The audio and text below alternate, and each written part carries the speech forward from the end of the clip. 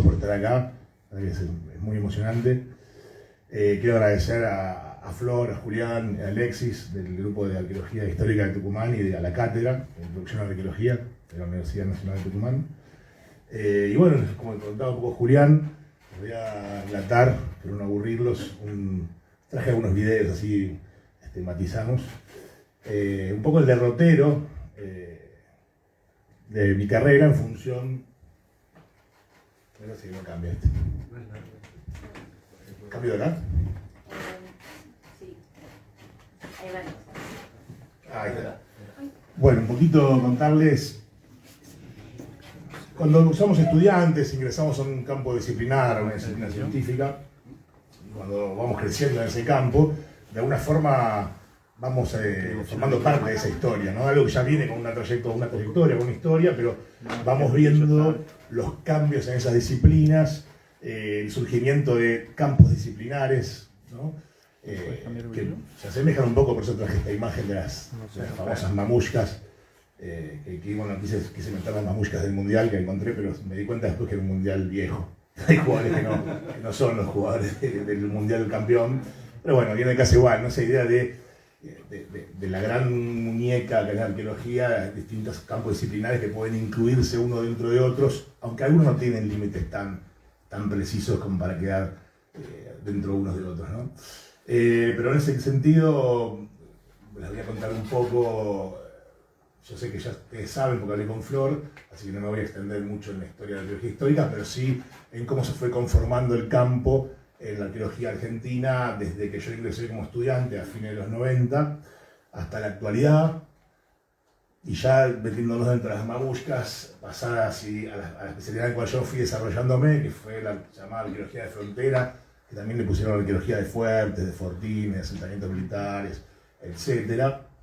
Siempre vamos a ver que hay una lucha por la imposición de los nombres en los campos disciplinares, porque las disciplinas son campos de batalla también, y poner un nombre es clavar una bandera en una colina, con todo lo que eso implica, ¿no? Tener recursos, prestigio, que es el capital que manejamos todos nosotros, y eso, bueno, genera ciertas luchas.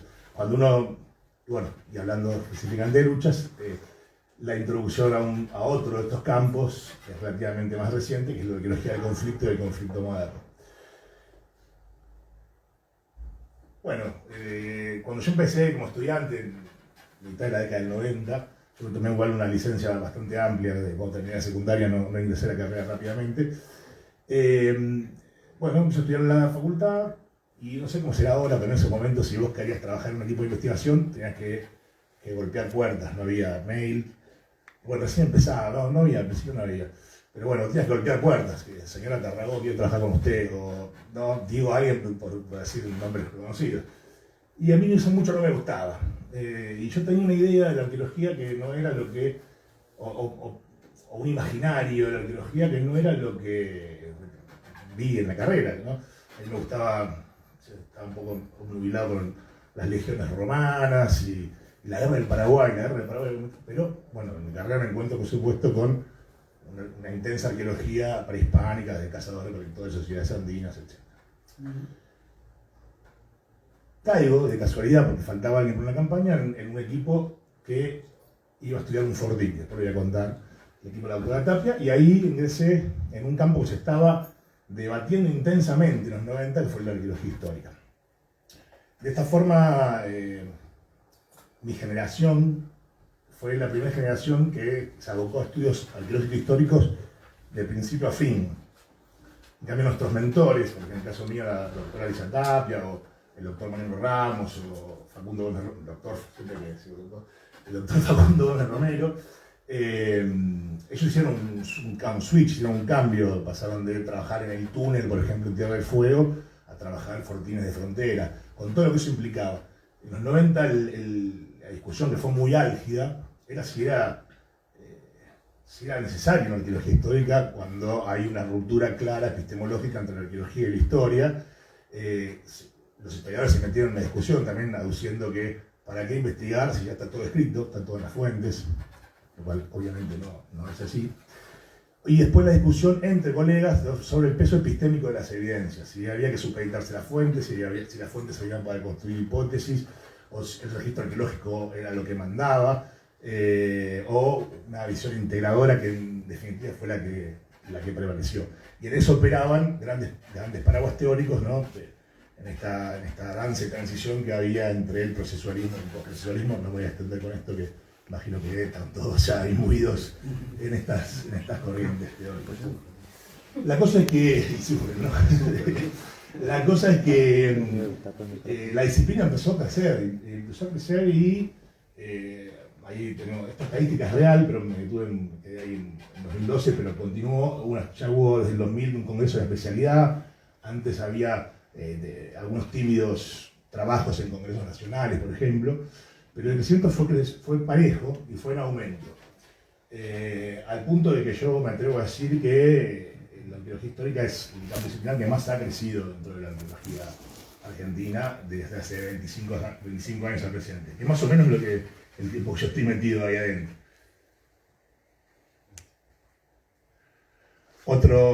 Otra cuestión que manifiesta este enriquecimiento, este crecimiento, fue el surgimiento de publicaciones específicas de la temática, ¿no? El caso de la revista de Arqueología Histórica Argentina Latinoamericana, con 3 colegas, estudiantes en esos momentos, en una oficinita muy chiquita del Instituto de Arqueología de la FACU, empezamos a pensar la revista, y es una revista que hoy cuenta con gran salud y un espacio para los colegas que trabajan en estas temáticas, que fue consiguiendo un derrotero y creciendo a la par de las innovaciones tecnológicas. Yo estuve en el comité editorial hasta el 2019, hicimos un pase a un nuevo comité editorial que es internacional, y bueno, ellos se han encargado de cuestiones que ya nosotros, como casi analfabetos digitales, no podíamos seguir, como las plataformas OJS, las indexaciones, etcétera, etcétera. Bueno, ahí está un poco el logo viejo y el logo nuevo, la revista, el nuevo. Así que sepan que acá tienen un espacio para los que hagan arqueología histórica para poder mandar sus artículos, y cumple con todos los requisitos de este sistema en el que estamos inmersos, y bueno, estuvimos charlando bastante con Julián. Y la otra revista que surge el mismo año la lleva a cabo Andrés Aranguin y equipo en Brasil, que se llama Vestigios. Ambas gozando de buena salud. Un poquito de agua. La cosa, como les decía, es que yo me había embarcado en una campaña a un contexto de fronteras, de las llamadas fronteras en esa época las fronteras con el aborigen, fronteras con el indígena, ahora es fronteras con los pueblos originarios, ¿no? Los cambios taxonómicos también se aplican a estas cuestiones.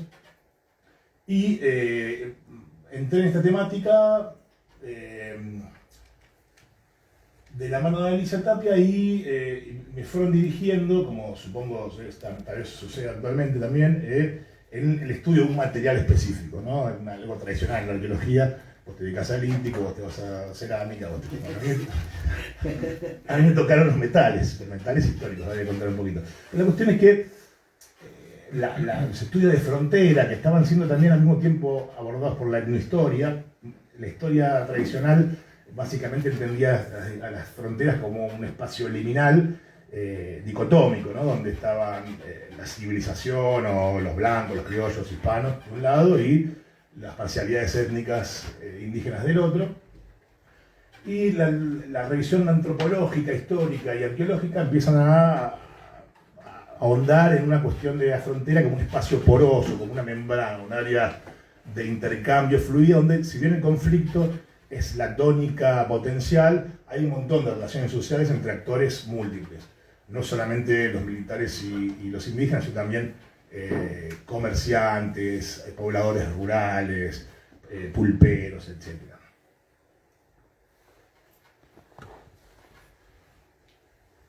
Volviendo a esta temática, el año pasado Victoria Pedrota y Vanessa Magaloni, que también son arqueólogas dedicadas a la arqueología histórica y de frontera, publicaron un trabajo sobre 25 años de arqueología de frontera, y para que se den una idea, cuando yo empecé estudiando el fortín que les voy a contar, ahí en el puntito rojo en el medio de la Pampa, había como antecedentes de la década del 50 trabajos de Humberto La Gilia, y después trabajos de Gómez Romero y Ramos, pero había arqueológicamente estudiados 7 sitios, o 8, no llegaban a 10.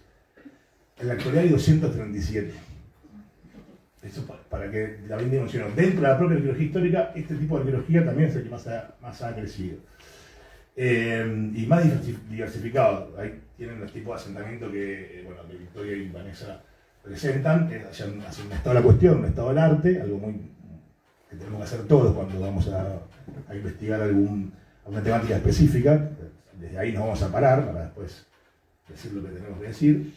Bueno, asentamientos indígenas, las famosas corrales de piedra, Tandil, por ejemplo, los chen, que son territorios fuertes, fortines, estancias, pulperías, cementerios, múltiple cantidad de sitios investigados.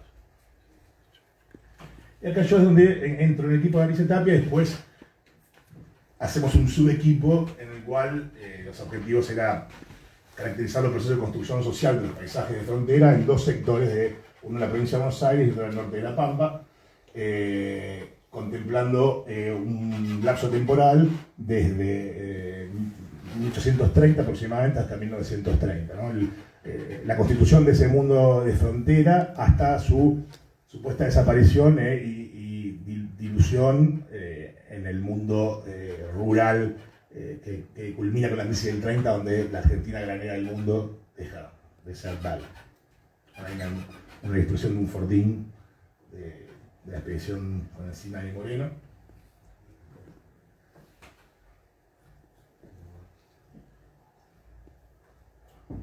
Y acá es el primer sitio que les comentaba yo que trabajé, un fortín. Yo tenía una noción vaga ¿no? Un poco idílica, que se estilaba a fines de la década del 70, al principio del 80, de la conquista del desierto como una gesta patriótica, de incorporación del territorio, soberanía, etcétera, etcétera.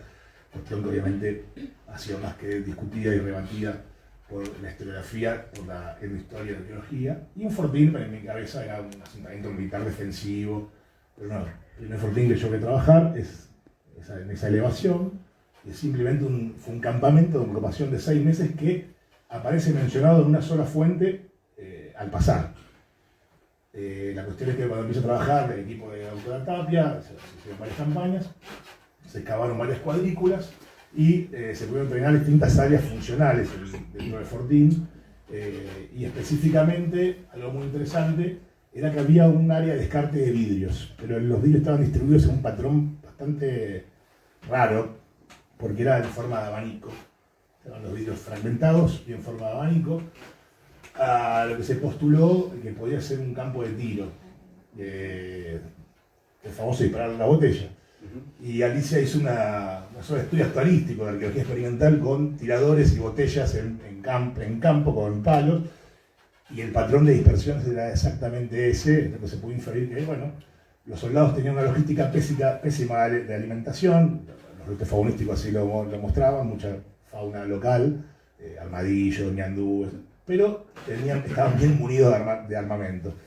Y otra cosa interesante, como momento les contaba, que un poco los temas de los metales, fueron los grandes hallazgos de grandes cantidades de vainas de calibre 43 de los Remington, los famosos Remington Patria, que es el arma de la conquista del desierto, la primera arma oficial del ejército. Pero fíjense, encontramos 2 pipas y restos de intentos de hacer pipas con vainas de Remington.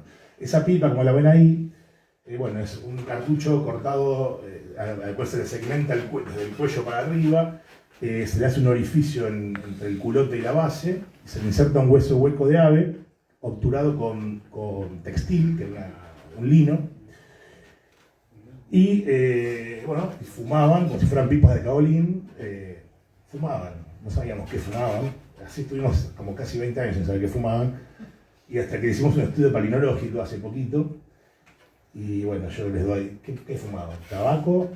Yo siempre pensé que fumaban algún tipo de droga. No, fumaban yerba mate. Yerba mate. La yerba que... Fuerte, ¿no? Muy duro, muy duro. Toda esta... tenemos que pensar, esta gente estaba a más de 300, 400 kilómetros de cualquier asentamiento urbano posible, en unas condiciones extremas de frío, no hay ninguna estructura defensiva, o sea, estaban a la merced, si bien en un tiempo donde ya estaba dominada prácticamente el área, era más que era un puesto de control. Pero bueno, varias de estas... Sí. Muy aislados, digo, claro. Muy aislados y en condiciones de logística que es una constante bastante en muchos sitios, no en todos, pero en muchos sitios frontera, la mala logística, sobre todo en torno al alimento. Pero bueno, varias de estas vainas estaban seccionadas y habían sido descartadas porque se ve que o no les gustó o les salió mal.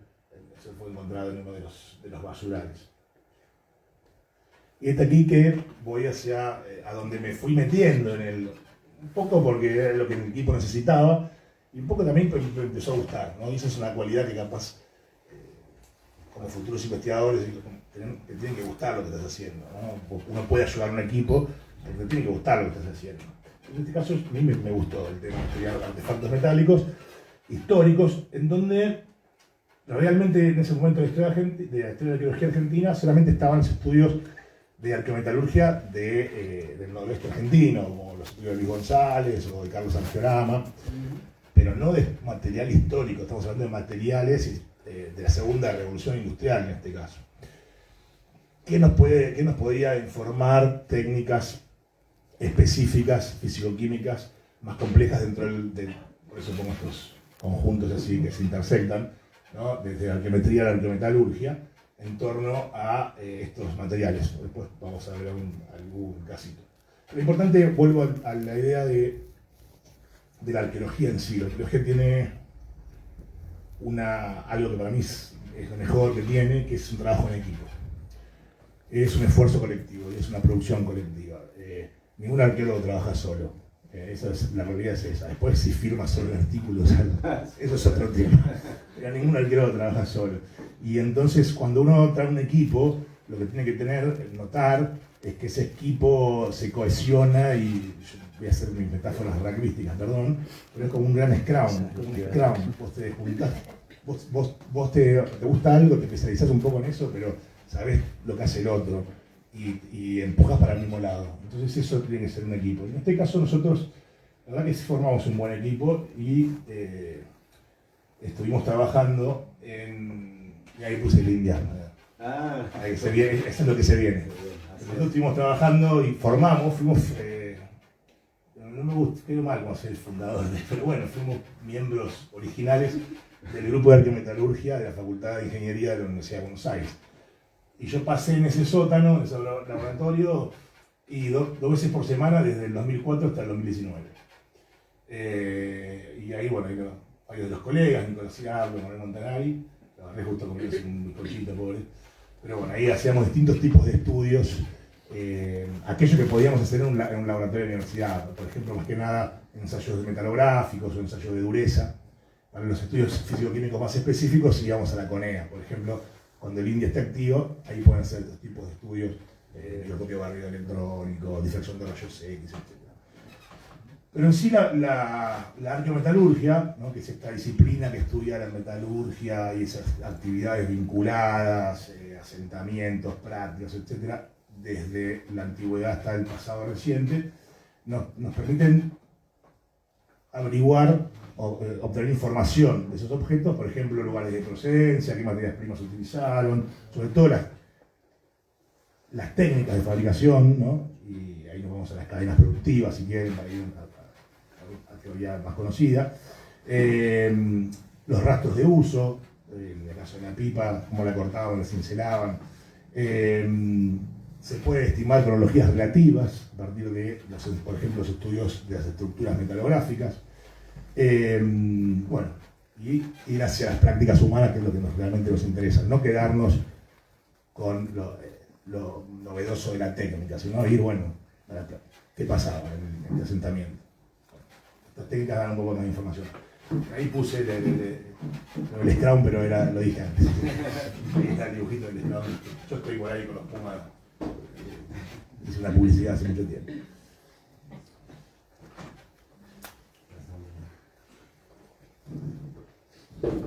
La cuestión es que, así como empecé en este fortín y desde la arqueometalurgia, empecé a estudiar más sitios con otros profesionales. Y así he trabajado más o menos en 17 fuertes y fortines. Y en una toldería, con los materiales de una toldería ranquelina que está en La Pampa. Una materialidad muy similar a la de los fuertes, eso es interesante también, ¿no? En cuanto a los imaginarios de los actores sociales. La cuestión es que crecimos, me cayó el pelo, todo, y empezamos a constituir un propio equipo dentro del equipo que dimos a llamar como el Grupo de Estudios de Arqueología Histórica de Frontera, que es el equipo en el que actualmente estamos trabajando en el instituto. Y sí, desde el equipo el objetivo está muy volcado a el rol del conflicto, la violencia y los enfrentamientos armados entre estos contendientes, entre estos grupos de fronterizos desde fines del 18 al 19.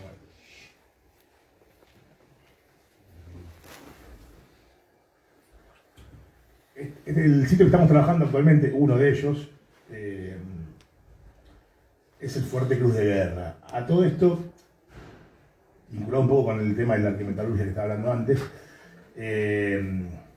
investigando y analizando material, y analizando mucho material, en un momento uno tiene que tomar alguna decisión en cuanto a qué quiere seguir como investigador, y hay gente que se vuelca por la hiperespecialización o por especializarse, continuar en la especialización, y hay gente que amplía la escala de análisis o amplía las temáticas.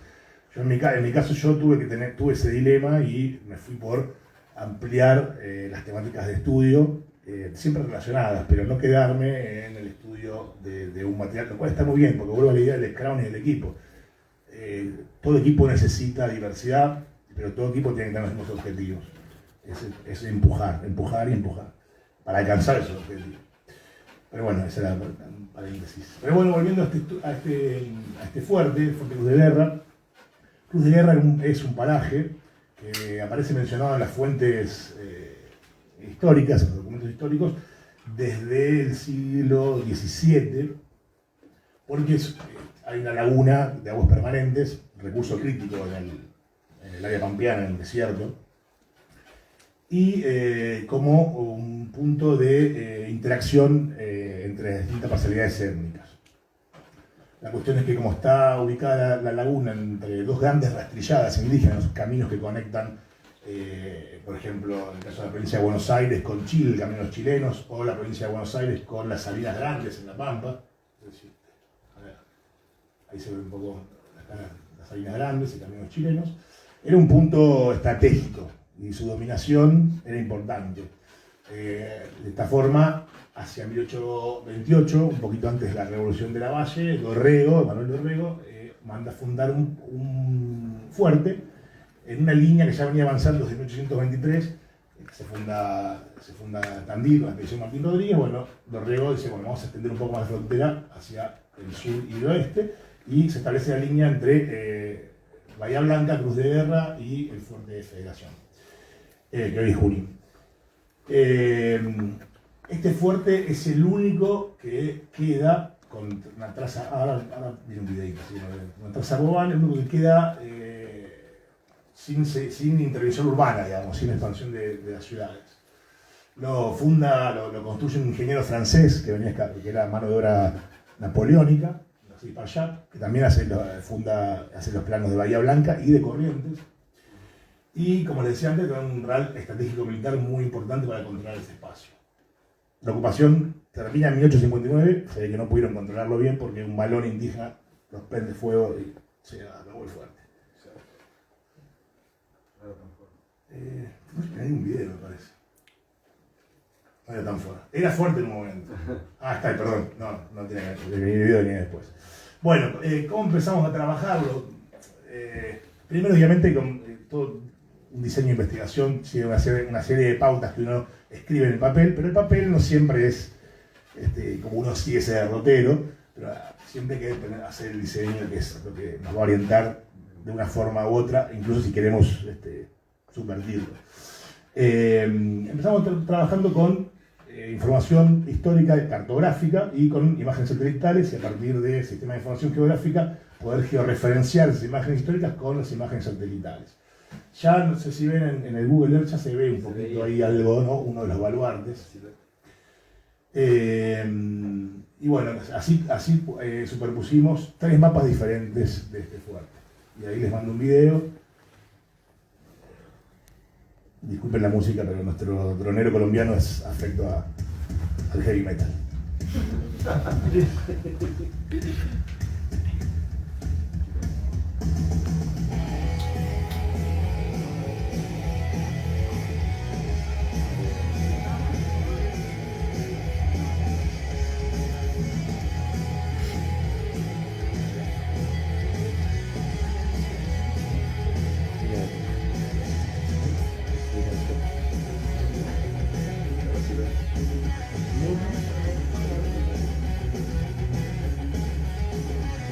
¿Cultivos de qué son esos campos?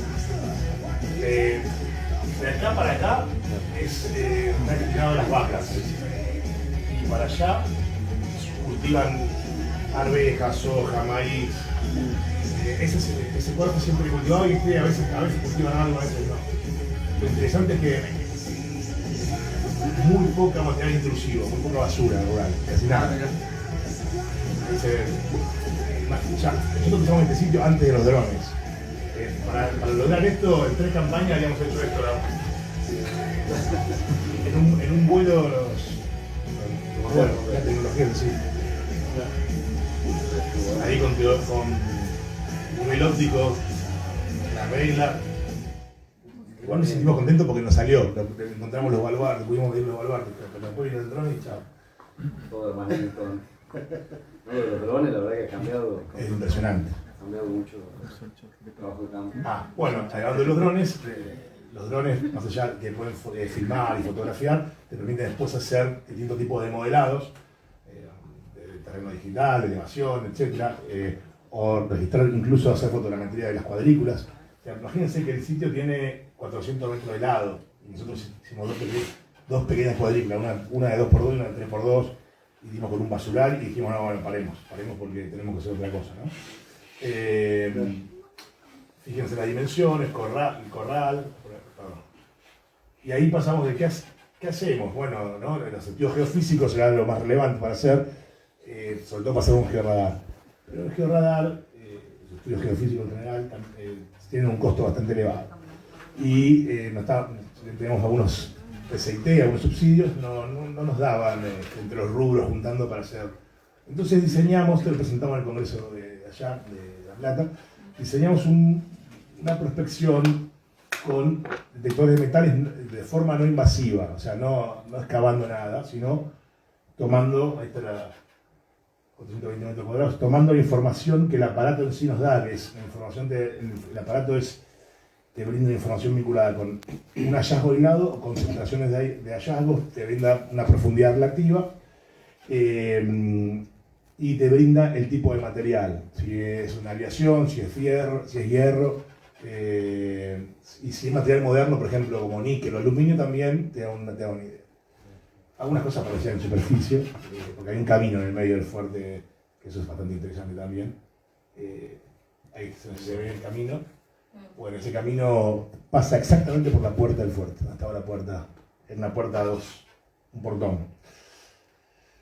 Bueno, ¿qué hicimos? Una prospección por centroides, una grilla con un punto central y con los GPS íbamos buscando centroides pasando el detector de metales, cubrimos todo el intramuros del fuerte.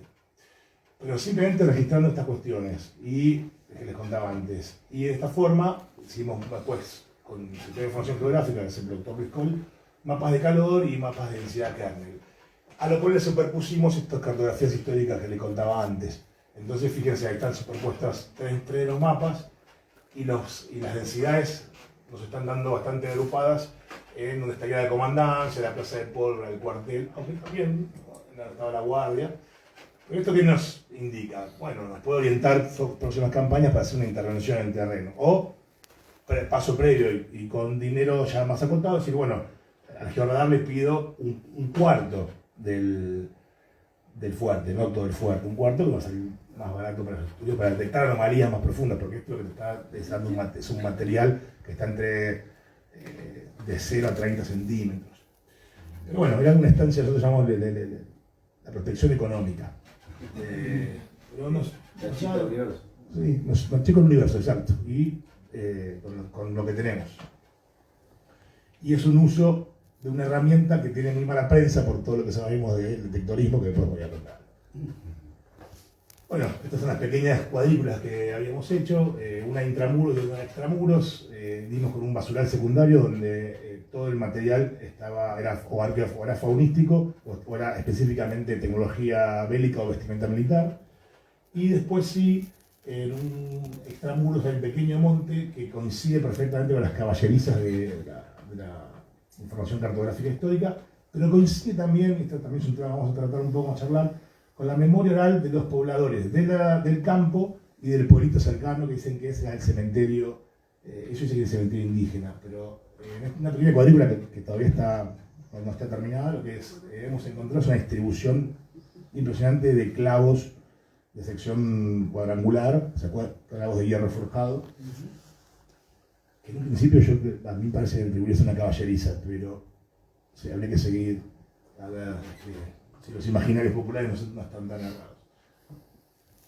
Pero ¿a dónde llegamos con esto? Un poquito al tema de las escalas de análisis, tanto temporales como espaciales, pasar de una ocupación, en este caso de 30 años, o podría ser un evento, por ejemplo, como una batalla, a ampliar la escala y decir con qué estaba relacionado. Y ahí está donde yo también me fui para ese lado, ¿no? ¿Con qué está relacionado este fuerte? ¿Por qué hay un fuerte modelo Vauban, que es europeo, para pelear, resistir asedios con artillería, cuando el enemigo supuestamente son los pueblos indígenas que no usaban ese tipo de armas, que apenas tenían armas de fuego, y su tipo de guerra era de caballería móvil y irregular? Bueno, buscando y trabajando en otro sitio, que es el Carmen de Patagones, la batalla de Carmen de Patagones, la guerra de Brasil, tiene una conexión estrecha con el fuerte de guerra, porque los prisioneros de esta batalla, los brasileños, fueron trasladados directamente hasta Ensenada y luego al fuerte para que lo construyan. O sea, los trabajadores brasileños como mano de obra esclava son los que hicieron este fuerte bajo órdenes de un francés. Y el fuerte en sí cobra otra dimensión cuando una potencia imperial como Brasil, si toma el bastión de Patagones, que es una ciudadela en el medio del territorio indígena, a 610 kilómetros de la frontera, y se alía con las parcialidades indígenas, tenés a las puertas de Buenos Aires al enemigo. Entonces, abrir un poco la escala de análisis te empieza a mostrar otras cosas como para jugar. Esto es casi siempre, o siempre, es un juego, hay que jugar con las escalas, no casarse con una sola escala, y así creo que con toda la disciplina. Bueno, ahí está la cita de cómo los mandaron a los... Rosas era el comandante de frontera que dictaminaba quién iba como mano de obra a los... Y de hecho, tenemos los 30 nombres de los prisioneros, se perdió uno, hay uno que se perdió por la frontera, y contesté con colegas brasileños que trabajan en diáspora africana, ninguno era negro. Pero no quiero pensar, la banda como mano de obra son la tropa, no. Los apellidos, ninguno era afroamericano.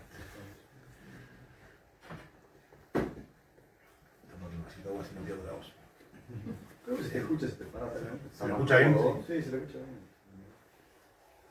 Es más cómodo, está acostumbrado. Volviendo con la memoria oral, me pasó, creo que esto que quería contarle la pasó a todos los que han trabajado en lugares por varios tiempos, que la gente se te acerca a hablar.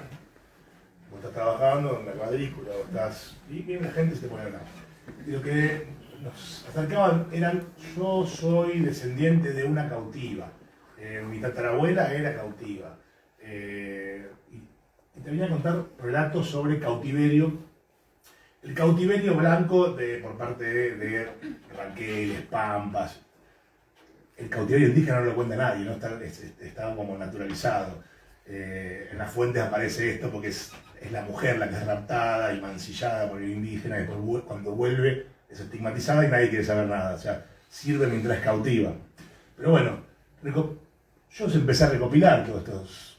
Me parecía que hacían a la memoria de esos asentamientos, y es algo que no está escrito. Y lo cual empecé a preguntar, ¿qué hace que una historia trascienda tantas generaciones? ¿Por qué una historia persiste?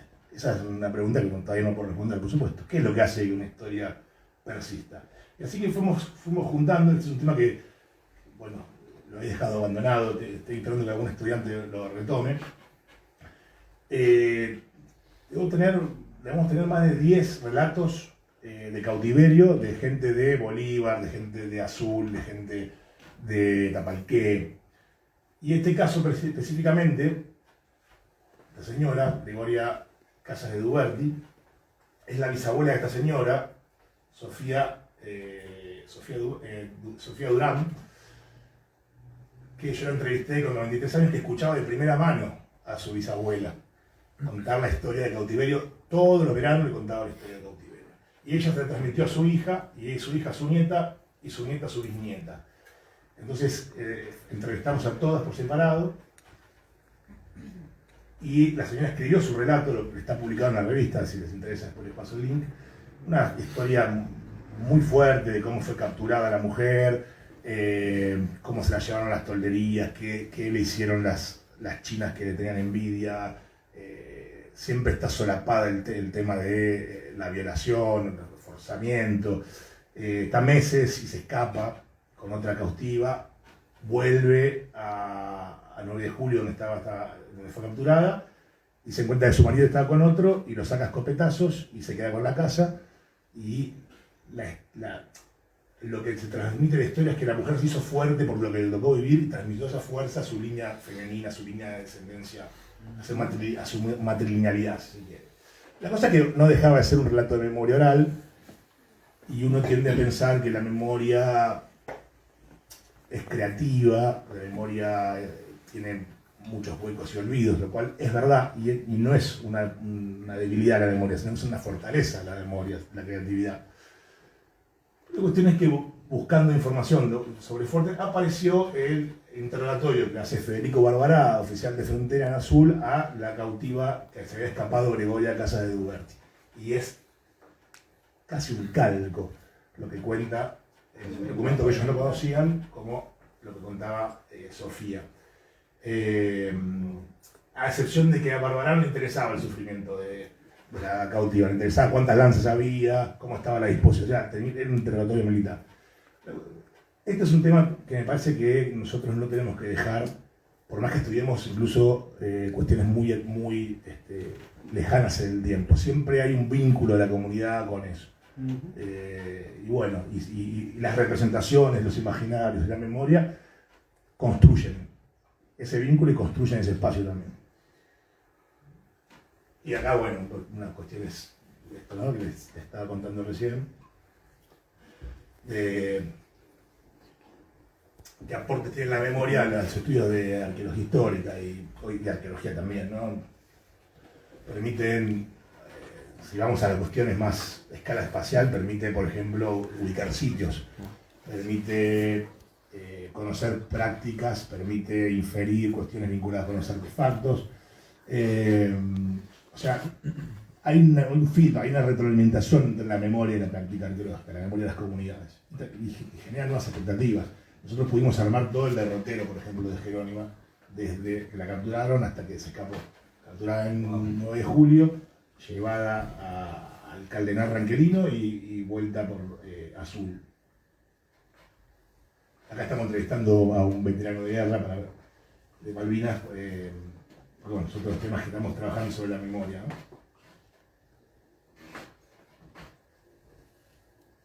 Sí, una de las cosas que siempre destacamos en clase es eso, ¿no? El principio, ¿no?, de la complementariedad de saber, de conocimiento, que no importa si no proviene de la academia, pero es algo que es necesario incorporar siempre, que son fuentes de información. Hay que testearlas, por ahí te llevan a algún lado, pero no te llevan a ninguno, en este caso. Totalmente. Y si uno no lo llevan, por ejemplo, lo que uno quiere investigar, por algo te está diciendo eso. ¿Qué es lo que está sucediendo que te están contando esto? Ya, nunca es un callejón sin salida, hay que tener más plasticidad y bucear en en esta arqueología que es siempre antropológica, ¿no? Me parece que va por ese lado. La arqueología tiene que ser cada vez más holística. Capaz con los objetivos, los trabajos posteriores fuimos haciendo esa integración. Todas las vías de análisis que se pueden integrar y sean válidas siempre va a enriquecer mucho más un trabajo que el abandono es en una trinchera disciplinaria, que por ejemplo sucede con muchos colegas historiadores, no con todos. Creo que nosotros estamos, por esta cualidad de la arqueología y de trabajar en equipo, que estamos mucho más abiertos para lo que es lo interplurio transdisciplinario. Bueno, pero ahí fui pasando a otro. Mientras estaba por las fronteras, llegué a otros sitios de frontera que fueron batallas, ¿no? Y me fui muy metiendo en la arqueología de conflicto, que como disciplina, como campo disciplinar dentro de la arqueología, que trasciende la arqueología histórica, la arqueología de conflicto, ¿no? Hay distintas posturas, los halcones y las palomas, pero básicamente algunos hablan que el conflicto es parte de la historia de la humanidad, ¿no? Desde el pasado más remoto hasta ahora, hasta Ucrania, ¿no? La cuestión es que la guerra en sí, una de las manifestaciones del conflicto, paradójicamente fue uno de los temas menos estudiados por las ciencias sociales. Cuando digo ciencias sociales, estoy diciendo sociología, antropología, geografía y arqueología. Hubo pequeños momentos dentro de la historia de estas ciencias donde el tópico de guerra se trató, sobre todo post grandes guerras mundiales, pero la impronta liberal, la matriz liberal positivista que tienen estas ciencias, les tornó muy dificultoso estudiar los conflictos. Desde el imperialismo que imperante en el momento de constitución de las ciencias, hasta las grandes guerras, donde más o menos empezaron a poder dilucidar. O sea, esta matriz liberal positivista pregonaba que el capitalismo y el industrialismo iban a hacer obsoleta la guerra porque era una prerrogativa de las clases feudales que iba a desaparecer, al punto de que, mientras decían esto, gente como San Simón o como Comte, Inglaterra se expandía a punta de bayoneta por todos lados, ¿no?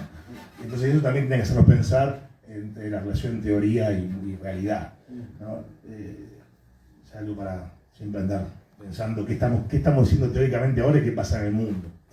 Pero bueno, la cuestión es que en los 90 hubo un gran auge de los estudios vinculados a la guerra y a las batallas específicamente.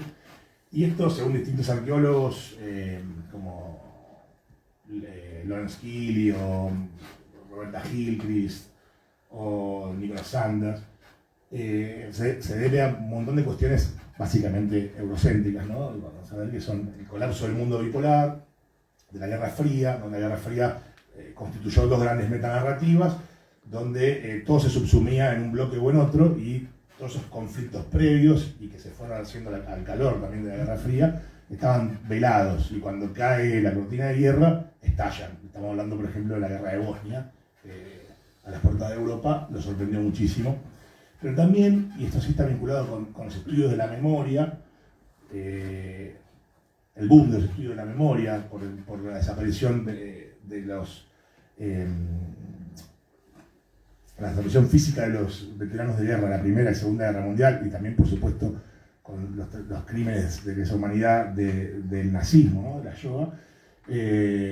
Los estudios de la memoria hicieron poner foco también en las guerras y en las batallas, y sobre todo la emergencia de un libro que fue canónico en la arqueología, que es La guerra antes de la civilización, el mito del buen salvaje, de Lawrence Keely, que básicamente pregona que la arqueología pacificó el pasado. Que hay una concepción rusoniana, ¿no?, del buen salvaje, del pasado idílico, que la arqueología pacificó interpretando rasgos como muros, fosos, proyectiles, no en términos bélicos, sino en cuestiones más vinculadas con lo ritual, etc. Ese es un libro que ha sido un disparador para los estudios arqueológicos de toda gama en torno a la guerra y el conflicto. Pero bueno, siempre la idea está de que volvemos otra vez a el trabajo en conjunto contra disciplinas y es incluso lograr un diálogo en común con otra disciplina, que sería la transdisciplina, lo más difícil que se pueda lograr. Lo más difícil porque el propio sistema te pide que te ancles en un nicho también, ¿no? Para pedir una beca, para tener más recursos, tener que justificar ese segmento decimonónico disciplinar que todos denostan, pero que es operativo.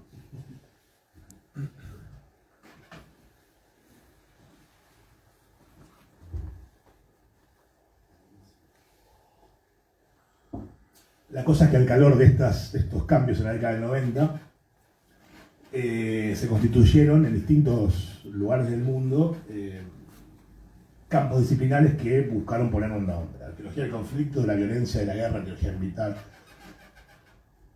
Si uno ve las definiciones de estos investigadores que dicen esto se llama arqueología del conflicto por tal y tal motivo, o de la violencia por tal y tal otro, son exactamente iguales, no cambian nada, ¿no? Es el estudio del conflicto a lo largo de la historia humana a través de sus restos materiales. Entonces, es más lo que representa es la efervescencia de un campo en constitución, que todos quieren ponerle un nombre, y terminó ganando, por una cuestión de colonialismo intelectual, entonces, creo yo, la postura británica de la arqueología del conflicto, también porque a nivel de inclusividad el conflicto contempla las otras, ¿no? Pero igual así todo, no todo conflicto es violento, no todo conflicto es guerra. Entonces, la arqueología del conflicto puede ser la arqueología de un conflicto de una empresa, ¿no? Pero bueno, el consenso en la disciplina terminó tomando mayoritariamente el del conflicto sin gran discusión teórica. El único que discute, y es muy interesante la discusión, es Mariano Ramos, acá de Argentina, que él aboga a la arqueología de la violencia y tiene un postulado apoyándose en el marxismo y en las teorías de las epistemologías del sur, ¿no? Pero bueno, la arqueología del conflicto empieza a nuclear un montón de asentamientos que la arqueología estudió tradicionalmente, la estructura defensiva, fortificaciones, todo lo que es vías de circulación, territorios, tecnología bélica, ¿no? Pero se suma un tipo de asentamiento que va a ser de alguna forma la vedette de la arqueología del conflicto, que es el campo de batalla. Todos los dibujitos que puse de batallas que yo estudié, más o menos, algunas más que otras. Ese es Suipacha, ¿no? Esta es Suipacha, tal cual, Suipacha. Esta vuelta obligada. La vuelta obligada. El billete 20. Y esta es la batalla de San Carlos. Son representaciones pictóricas, ¿no? Claro. Pero bueno, la cuestión es que el campo de batalla plantea un desafío a la arqueología porque es un tipo de sitio, de asentamiento, no, un tipo de sitio que tiene una escala espacial muy vasta, porque estamos hablando de cientos o miles de personas que se reúnen en un lugar específico a solucionar sus problemas violentamente por medio de las armas, pero que es una escala temporal muy discreta a escala del evento, o sea, unas pocas horas, unos días. Si vamos al conflicto moderno, bueno, ahí sí estamos hablando ya de meses, incluso años, pero cualquier tipo de batalla, desde la Primera Guerra Mundial para atrás, básicamente estamos hablando de horas o días, de acuerdo a la escala y la industrialización de esa guerra, ¿no? La guerra civil norteamericana tiene también más, o la guerra de Paraguay, tiene conflictos más prolongados.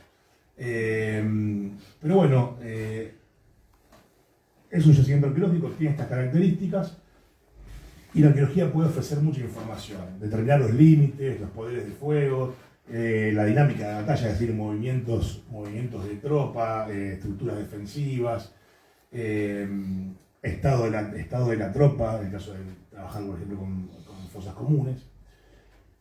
Pero acá, lo que es lo llamativo de la batalla como sitio arqueológico es que tiene un poder educativo muy grande para las comunidades, es un poder de memoria muy grande. Está ligada a cuestiones nacionales o partidistas, entonces son objeto de mucho saqueo. A los españoles les gusta decir expolio. Bueno, saqueo o huaqueros, como decimos nosotros, ¿no? El huaqueo. Y vinculado al tráfico ilícito de bienes patrimoniales, es uno de los sitios más que se suele saquear más. Lo cual, como bien sabemos, acarrea el registro arqueológico es finito y acarrea una pérdida de información que es insoslayable. O sea, se pierde para siempre la asociación contextual. Lo cual me da pie a esto, a hablar un poquito de las nuevas formas de expolio, que son cada vez más epidémicas, que es el detectorismo. Acá lo tenemos a Guaquerete Feliz, vuelta obligado. Esto es un guaquero avanzada, esto es la década del 90. Tenía un instrumental impresionante. Ahora este instrumental es mucho más pequeño, mucho más acotado, mucho más accesible. Y eso es lo que hace que mucha gente se compre los aparatos de detectores mentales sumados a GPS Garmin o GPS de los celulares, más drones, y ni hablemos de las nuevas tecnologías. Se agrupan en clubes de detectoristas que abiertamente violan la ley patrimonial 25743, suben sus videos con sus hallazgos, se hacen un asado. Tiene una lógica del pescador un poco, ¿no? Del furtivo. Y es un gran problema mundial. Yo estuve en España hace poco y están todos con este tema, cómo legislar, y hay muchas posturas en cuanto a si prohibir el artefacto, si hacer un registro de detectoristas. La cuestión que nosotros, esto en el 2020 estalla, cuando fue la pandemia, porque los únicos que salían eran detectoristas. Como veían las redes sociales, los tipos estaban siempre saqueando el campamento de la guerra de Paraguay, del norte a sur del país. Entonces empezamos a reunirnos con varios colegas. En principio éramos como 40, 50, de la novedad del Zoom, estábamos todos. No tenía que poder salir de la casa, estaba el Zoom. Y pensamos que, bueno, estamos con este problema, ¿qué se puede hacer? Un detectorista saquea uno de los sitios que nosotros teníamos el permiso para trabajar. Yo llevé una denuncia al INAPEL, que es la entidad de aplicación de la ley de patrimonio a nivel nacional, y básicamente me dijeron que ellos no tomaban denuncias y que vaya a Interpol. Entonces, bueno, yo fui a Interpol y ahí empecé a es horrible, pero es como descular, ¿qué se hace en estos casos? Y empezamos con las reuniones con los colegas y entendimos que cualquier ciudadano puede hacer una denuncia a cualquier fuerza de seguridad, sea prefectura, gendarmería, policía aeroportuaria. Interpol tiene una división, se llama División Patrimonio, que trabaja muy bien, y su comisario es egresado se licenció, tiene su tesis de grado en la Policía Patrimonial Italiana, que es la mejor del mundo, y que hacen muy bien su trabajo. Lo que pasa es que no pueden ser juez ni parte, les tienen que llegar denuncias, y las denuncias son muy fáciles de hacer porque simplemente presentar el link de Facebook, YouTube, lo que sea, de la persona saqueando. Que subió la... Sí. Y ellos se encargan después de todo y va a seguir causa judicial, ¿no? A la par de esto conviene también hacer la denuncia a las entidades nacionales y provinciales de aplicación de la ley de patrimonio. Tengo entendido que acá en Tucumán es el ente cultural. Nosotros hicimos un modelo de carta de denuncia, cualquiera se lo puede bajar, se lo puedo pasar, en donde simplemente hay que ponerlo la liñita, poner el nombre en la liñita. Esto a nivel de ciudadanía, o sea, esto lo puede hacer cualquier ciudadano. Ahora, ¿qué hacemos los arqueólogos? Está muy bueno. Acá creo que está Osvaldo, que justamente de la Ente de Cultura, Dirección de Patrimonio. ¿Qué podemos hacer los arqueólogos? Bueno, perdón la metáfora bélica, pero hay que contemplar varios frentes. Por supuesto, la concientización ciudadana. Vamos a campo y de alguna forma somos evangélicos, tenemos que explicar y hablar, eso lo hacemos todos, y ya lo fluyo con las comunidades, con los referentes. Mantener el control, porque con un simple paneo de las redes sociales uno sabe si están saqueando, porque no es que saquean y esconden, saquean y muestran. Entonces uno puede hacer un control, una vigilancia, si se quiere, y entrar si en el área de trabajo un colega está, entonces, che, Julián, mirá, en tu sitio están saqueando. Claro. Para que sepa. por supuesto, realizar actividades de capacitación. El CONICET tiene un programa que se llama Ciencia y Justicia, donde hay un montón de temáticas que aborda el programa, lesa humanidad, ¿no? Patrimonio es una de ellas, y tiene capacitaciones en torno a distintas cuestiones, entre ellas el detectorismo, o sea, el expolio. Se puede llamarlos y convocarlos, y de hecho yo soy parte y dimos una capacitación para la prefectura el año pasado. Divulgar los medios, hay que trabajar en los medios, porque los medios romantizan la práctica del saqueo, diciendo que son aventureros, buscadores de tesoros. Entonces hicimos una gacetilla de prensa para mandar los medios para decir, miren, ustedes están romantizando un ilícito. Algunos medios lo recogen, otros no, pero hay que ponerlos igual. Esto es como, la batalla está perdida. No tengo que decir así, pero hay que pelear. Hay que pelear, sí, porque es imparable. La ley. ¿No pasó que aquí había detectoristas en el Parque 9 de Julio, bueno, también entraron en Ibatín, entraron un montón de lugares, y en la Gaceta ponían, la nueva actividad de las personas. El hobby. Sí, el hobby. Bueno. Si fuera en la playa, ¿no es cierto? Claro, en el Parque 9 de Julio. Ahí, bueno, otra es bregar por una reforma de la ley. Nosotros estamos atrás de eso. Pero lo que pasa es que la ley, en papel, es fantástica, pero cuando no se ajusta a la aplicación, ¿no? Por lo que sea, falta de recursos, desconocimiento, desidia, todo. Bueno, pero nos ha tocado en estos 3 años de haber hecho pocas denuncias, unas 6, 7 denuncias, y funcionaron todas. Yo fui perito en una, ahí estoy en la pandemia, un estudiante avanzado de historia en Córdoba, saqueando un campo de batalla. Funciona, o sea, si la denuncia funciona. Después los jueces todavía no han resuelto, ahí no sabría decir. Pero ahorita aquí también, que en el último congreso, estaba Flor presente, la APRA se comprometió, la Asociación Argentina Profesional de Arqueología, se comprometió a impulsar las denuncias en nombre de la APRA. O sea, en vez de que Carlos Landa haga una denuncia o que Florencia Marcela haga una denuncia, vos elevas la denuncia a la APRA y la APRA con personalidad jurídica eleva la denuncia. Eso es para los socios. Y creo que es una forma de acción potente para una organización que, bueno, no tiene un peso aún colegiado, matriculado, etc. Me comentabas que había mucho temor por ahí de algunos profesionales de denunciar. Claro, la palabra denuncia suele generar ciertos pruritos o conflictos con acceso del propio arqueólogo a los sitios, porque hay relaciones en las que uno no conoce, políticas incluso con los coleccionistas. Suelen ser gente detectoristas, no estoy hablando de alguien que levante material lítico, suelen ser gente de un nivel económico de medio para alto, con 4x4, grandes detectores, drones. O sea, no estamos frente a alguien que quiere hacerse unos mangos vendiendo vainas, claro, para parar la olla, ¿no? Bueno, breve paréntesis del detectorismo. Vuelvo al abordaje metodológico de la arqueología del conflicto, que básicamente es el abordaje metodológico de arqueología, y en esta arqueología antropológica que busca ser integral y holística, ¿no?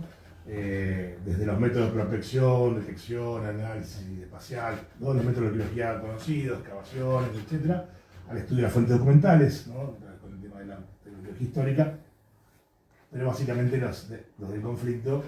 Este es como el lado bueno de la fuerza, el otro lado, el lado malo. Ahora, me pregunta, ¿ellos también hacen algún tipo de trabajo de investigación histórica? O sea, ¿son ¿Los detectoristas? Sí. ¿O simplemente van hacia la mayoría no. No. La mayoría no.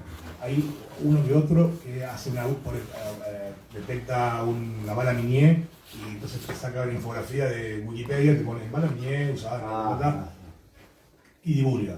Como sería peor todavía si hicieran un trabajo de análisis documental que permitiera afinar todo ese... No hacen análisis documental. Lo que sí hacen, y esto es algo que nosotros tenemos que ver cómo representamos nuestra práctica, te ubican por las coordenadas geográficas que vos pones en un paper. O sea, Entonces vos pones latitud tanto, longitud tanto, y el tipo lo carga en un GPS y va y saquea. Le pasó, ha pasado, leen los libros, los de campo de batalla los leen todos. O sea, son gente formada. Para el mal. Sí, bueno, ahí, viste, hay toda una discusión, de hecho, entre los colegas hay una discusión de, bueno, son prácticas, hay que comprender, bueno, pero hay una ley, ¿no? Yo no sé si es malo o bueno, no sé, hay una ley, no pueden, claro. Pero bueno, no nos vamos a poner en el nada, esto, ¿no? Incorporar distintas vías de análisis para hacerlo más rico. De las fuentes documentales, sean escritas, pictóricas, cartográficas, fotográficas, fílmicas, la memoria, el estudio de la memoria oral, como hablábamos antes, y también las cuestiones performáticas y monumentales vinculadas a un asentamiento. Los campos de batalla tienen mucho de esto. Van y desfilan, o hay monumentos, incluso los monumentos, como vamos a ver, suelen ser de alguna forma una continuidad del conflicto en forma simbólica, ¿no? Hay distintos contendientes ponen sus monumentos en lugares específicos.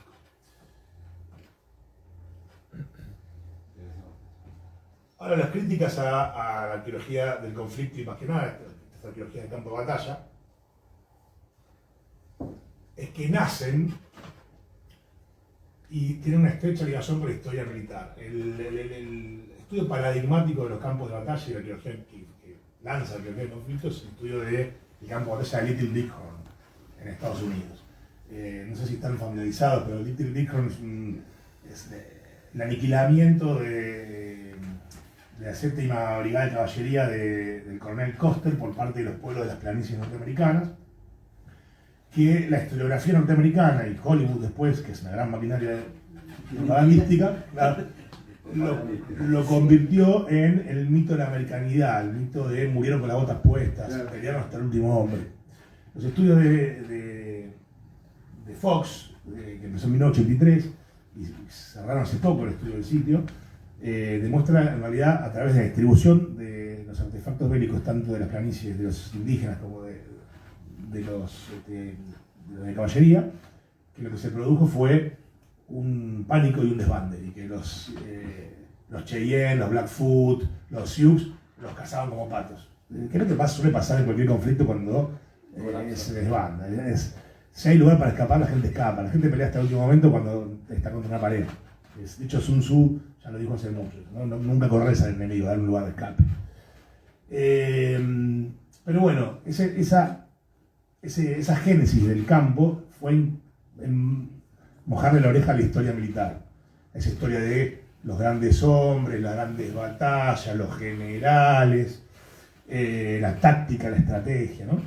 Y se quedó un poco ahí, aunque ya ha estado saliendo bastante. Creo que es la arqueología la que más ha avanzado en su estudio de la guerra, la arqueología y la antropología. La cuestión de, bueno, los postulados teóricos es una escasez de postulados teóricos, sobre todo más desde nuestra parte, ¿no? Y el tema de las escalas, siempre se están quedando en la batalla, ¿no? En los límites de la batalla, cuando hay un antes y hay un después de la batalla, y los después continúan hasta ahora siempre. Bueno, esta es de la batalla, una historieta de Casalla, de la batalla de Carol y Patagones que les contaba antes.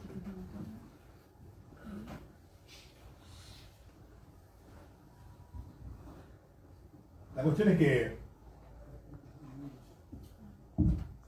nosotros estábamos muy copados con el estudio de Little Bighorn y cómo estaba surgiendo el campo, y en Europa también se estaba desarrollando, ya había estudios de las guerras púnicas, había estudios de las batallas medievales. O sea, Escocia, Estados Unidos y España también venían avanzando en el campo. ¿Y qué pasaba en Latinoamérica? Y específicamente en Argentina. Argentina es un país también pionero en este tipo de estudios. El hecho de que no les voy a mostrar, pero el estudio del campo de batalla de vuelta obligado tiene 23 años continuos de trabajo, a 2 campañas por año, incluso a veces con 40 personas cada campaña. O sea, una verdadera escuela de campo de la arqueología argentina que yo les aseguro que casi ninguno conoce. Y eso también habla mal de la comunicación dentro de nuestra disciplina. Bueno, la cuestión es que nosotros yo estaba siempre atento que salía, y nos damos cuenta que empezamos a ver que había trabajos de colegas latinoamericanos, pero que todos citábamos lo mismo. todos siempre al norte. Little Bighorn, siempre Escocia porque está el Journal of Conflict Archaeology. Pero nadie sabe, o sea, un argentino no sabía que hacía un uruguayo, un peruano no sabía que es un chileno. Y eso nos motivó con un colega cubano a sacar un libro. ¿Por qué le pasa esto? Por el colonialismo intelectual, ¿no? Nosotros estamos siempre adoptando acríticamente modelos, teorías, metodologías desarrolladas para otros temas, para otras latitudes y para otras realidades. Nos debemos siempre la crítica de eso y tratar de que salga algo de nuestro seno, ¿no? La cosa que, bueno, esto nos llevó a hacer una compilación, también publicar nuestros primeros trabajos, en un libro que salió en 2014. Después les paso el link, también se lo pueden bajar. No estoy por regalar, ¿no? Ya no tengo, no. ¿Sabes que me dieron, no sé, seguimos 100, 200 de cada uno, ¿no? Una miseria que conseguimos para... Pero bueno, ahora es todo digital. A mí me gusta el papel igual, firmado y todo. Pero bueno, cuando tenga, vamos a mandar. La cuestión es que, bueno, hicimos un compilado con varios estudios, desde México al inicio de la conquista hispánica hasta el fin del siglo XIX en Argentina. Entonces, se investigaron la guerra del Mixtó, las batallas colombianas, la de Boca Chica cuando fue la invasión inglesa, muy potente. La guerra de Canudos es el primer estudio de arqueología de campos de batalla en Latinoamérica, pero el que más se ha investigado es la guerra del Paraná, entre ellas la batalla de Vuelta Obligado, como les contaba antes, y la batalla de Cepeda y La Verde, que trabaja León, y La Verde la trabajamos nosotros. El libro se llamó Sobre campos de batalla, arqueología de conflictos bélicos en América Latina, y estuvo más abocado a esta cuestión de confrontar con la historia militar, a la escala de sitio, pero ya se veía en estos trabajos un intento por ir más allá, por superar esta trinchera, ¿no? En el año 2016 empezamos a pensar el segundo libro que recién pudimos sacar en 2020, gracias a la pandemia, porque estábamos encerrados y le dimos el golpe final al libro. Y ahí vimos cómo creció el campo. Muchos más trabajos, muchos más países, se sumó Cuba, antes estaba México, Brasil, Argentina, Argentina y Colombia. Ahora sigue estando Colombia, Argentina, Brasil, Chile, Perú, Cuba, y el lapso temporal también, ¿no? Se extendió al siglo XX, el conflicto moderno. Hay un estudio de la crisis de misiles cubana que es fantástico, se los recomiendo porque también es muy holístico. La Revolución Mexicana, bueno. Y continuamos nosotros con los estudios de las batallas que les mencionaba antes. ¿En Brasil no hacen estudios de ningún tipo de esto? En Brasil se estudió la guerra de Canudos y la guerra de Farrapos, que es una guerra de Río Grande, que es una guerra separatista, y la guerra de Contados, también en Río Grande. Río Grande tiene muchas guerras y muchas batallas porque nunca quisieron ser muy brasileños, son gaullos. Tiene un espíritu separatista muy fuerte, pero se mantienen. El imperio estuvo muy agarrados. Y hay estudios, pero no lo publicamos en este libro. Pero sí, también si te interesa te puedo mandar, porque la guerra de Contados tiene 15 años de trabajo muy intenso.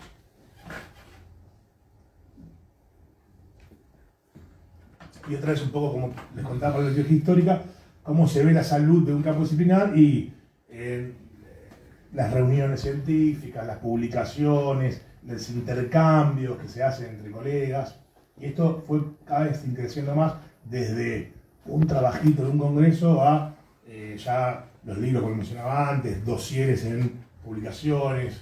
Todavía no hay una publicación específica como si hay en Escocia, pero podría llegar a salir en algún momento.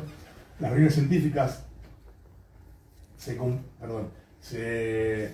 el año 2019 se hizo el primer Congreso Iberoamericano de Estudios Sociales sobre el Conflicto Armado, que vinieron arqueólogos, antropólogos, psicólogos, geógrafos, historiadores. Estuvo muy bueno, aunque vinieron más latinoamericanos que ibéricos.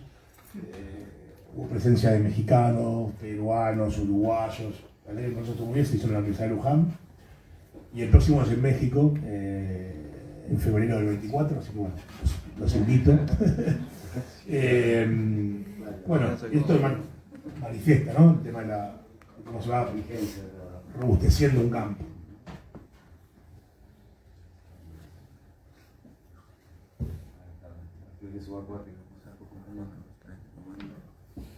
Acá arqueología subacuática con visibilidad cero en el Paraná, que te arrastra.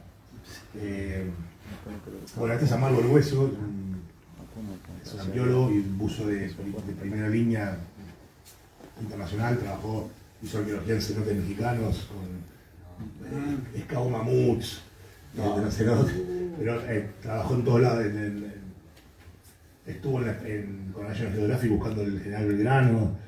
No, es top, es amigo.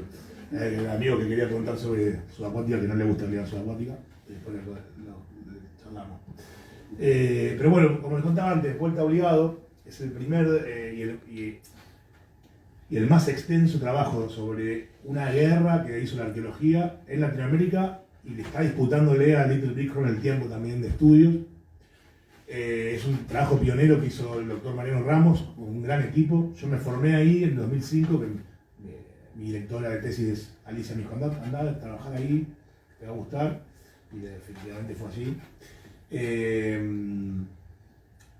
También ha discutido cuestiones, es epistemólogo Mariano, y ha discutido cuestiones epistémicas, teóricas, metodológicas sobre la arqueología histórica y sobre la arqueología de campo de batalla y de la violencia. Un trabajo que excede, que sale de los límites del estudio del sitio, porque trabaja hace arqueología pública, trabaja con la comunidad, con la memoria, trabajó con psicólogos, es el primer, de hecho fue para mí un antecedente muy importante, que trabaja sobre el estrés en combate en función de los materiales hallados en las baterías de cañones que tiene Vuelta Obligado. No sé si están familiarizados con la batalla, la Vuelta Obligado es una batalla que representa para nosotros el Día Nacional de la Soberanía, el 20 de noviembre. Voy muy rápido. Una escuadra anglo-francesa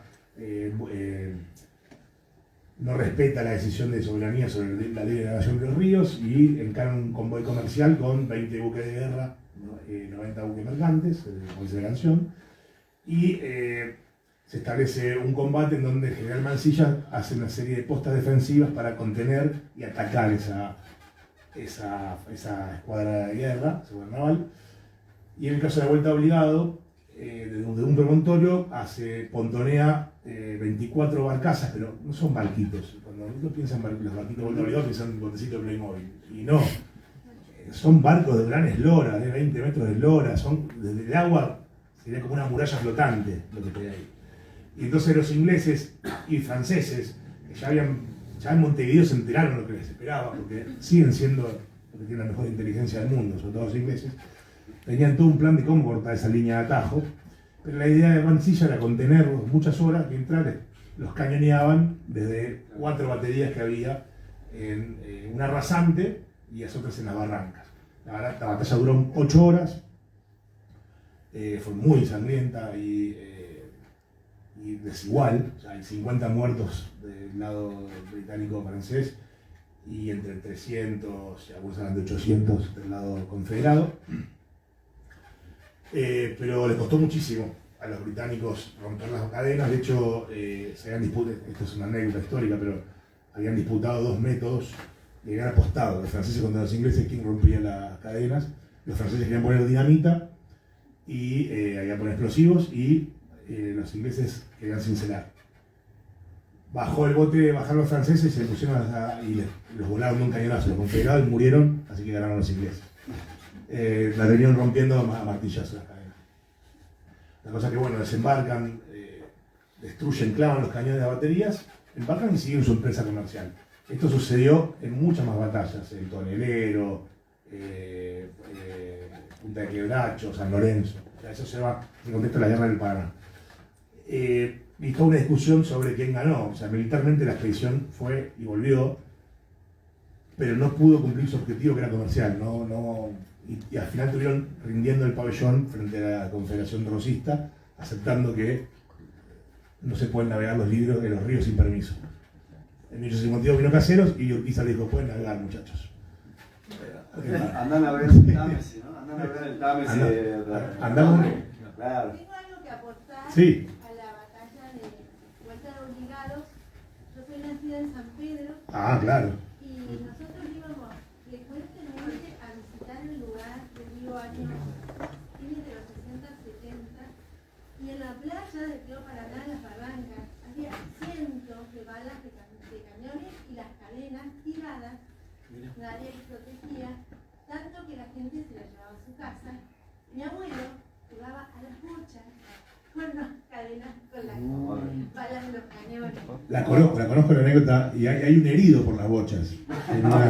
Sí, hay un herido. Y como bien decimos, cuando yo empecé a ir obligado en 2005, la gente, esto es súper interesante y Mariano lo registró, es un trabajo muy bueno con la comunidad, porque Obligado es un pueblo chiquitito a 18 kilómetros de San Pedro. La gente todos los domingos sacaban los materiales que habían recolectado durante todo el tiempo y hacían un museo al aire libre en una escalera que da al monumento viejo de Vuelta a Obligado. Y eso está todo registrado. Y después había un libro de firmas del camping, que después que lo abandonaron, el camping de San Pedro, donde la gente ponía sus apreciaciones. A los héroes de la 1973, a los héroes de la Vuelta Obligado, viva Perón. Entonces, el proyecto Manera contempla todo eso, no es vamos a cavar y hay tanta bala de mosquete acá y fragmentos de esquirlas de bala de hueca, de cañón, no. Verdaderamente es un trabajo pluridisciplinario del cual yo aprendí mucho y bueno, o lo poco que aprendí, pero fue muy útil. Y es realmente una escuela que muchos arqueólogos actuales empezaron en Vuelta Obligado, incluso muchos arqueólogos que no se dedicaron a arqueología histórica. Y de hecho, como habrás visto, el paisaje cambió completamente desde que la arqueología empezó a trabajar ahí tanto tiempo. Donde había un camping abandonado hay un puesto de prefectura, hay un museo de sitio, hay pasarelas, hay infografías. Es otro sitio realmente. Y eso, en gran parte por la puesta en valor que hizo el trabajo arqueológico. Bueno, acá está 450 metros cuadrados de excavación, extensión. Acá se ven las improntas de las estructuras de la batería. La batería no es que había un cañón con rueditas, sino que había toda una plataforma de madera para montar los cañones, los retrocesos. Bueno, se aprendió muchísimo a la Vuelta Obligado y todas cosas que no estaban en las fuentes. Es decir, ¿para qué? Si está todo escrito, no. Ahí la arqueología. No es así. Y después, bueno, un poquito como frutilla del postre, en la pandemia, al tener una bajada histórica del río, surgió nosotros pensamos que es que había varias líneas de atajo, surgió una de línea de atajo de la batalla. Y como estábamos frente a un panorama pandémico, donde les aseguro que ir de Buenos Aires a San Pedro, creo que era más difícil que pasar en el muro de Berlín en 1963. 3 permisos diferentes, con barbijo, por ahí estoy yo. Sí, parezco un ninja gordo. Arqueología de barbijo. Este es Amadu que tuvo que hacer. Amadu hizo prospección subacuática en apnea en toda la costa del Paraná. O sea, se metía y bajaba 12, 15 metros tanteando ciegas en la barranca del río para ver si podía seguir la línea de atajo. Y estábamos con que el río subía y bajaba y había que extraerla. Se la quisieron robar con linga y con camionetas, se quisieron robar la cadena. El atajo resistió, es impresionante porque es una base cementada. Bueno, la cuestión es trajimos una muestra para hacer análisis metalográfico y condice con las técnicas de manufactura de las cadenas de esa época. Bueno, la cosa es que fueron 5 mini campañas de fin de semana por el tema de la pandemia y yo me agarré COVID y no pude estar no pude estar en la extracción, pero la pudieron extraer y se le hicieron las tareas de conservación y está puesta en el museo. Vino el presidente, bueno, fue todo. Bueno, para los alumnos Primero cuarto COVID. El primer, no, el segundo. El segundo COVID, yo tuve el cuarto vez. Sí, 4, pero bien, Carlos, una preguntita. Sí. La línea esa estaba originalmente, digamos, ¿se la construye bajo agua? ¿O la línea de...? Es buena tu pregunta. La bajante histórica del Paraná volvió la cota de las bandas a la original.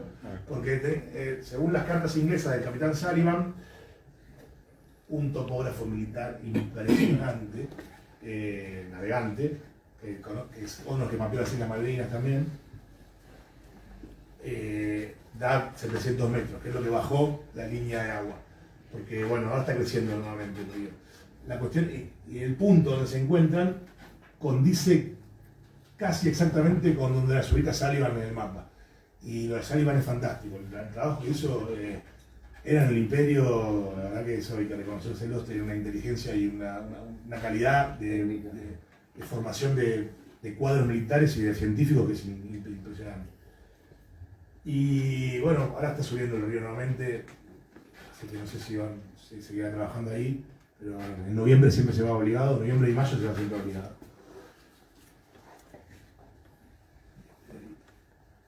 Otro videito. No sé. Ahí va. Ah, está un tiempito.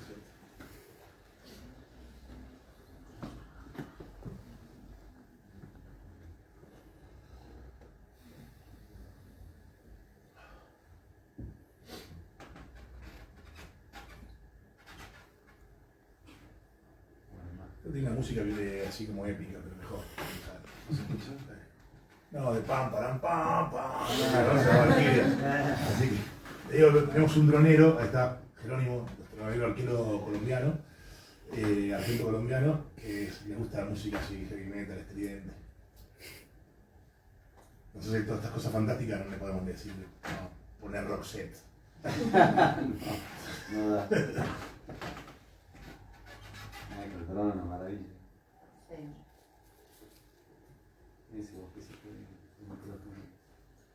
¿Cómo interactúan con los propietarios de los terrenos? ¿No?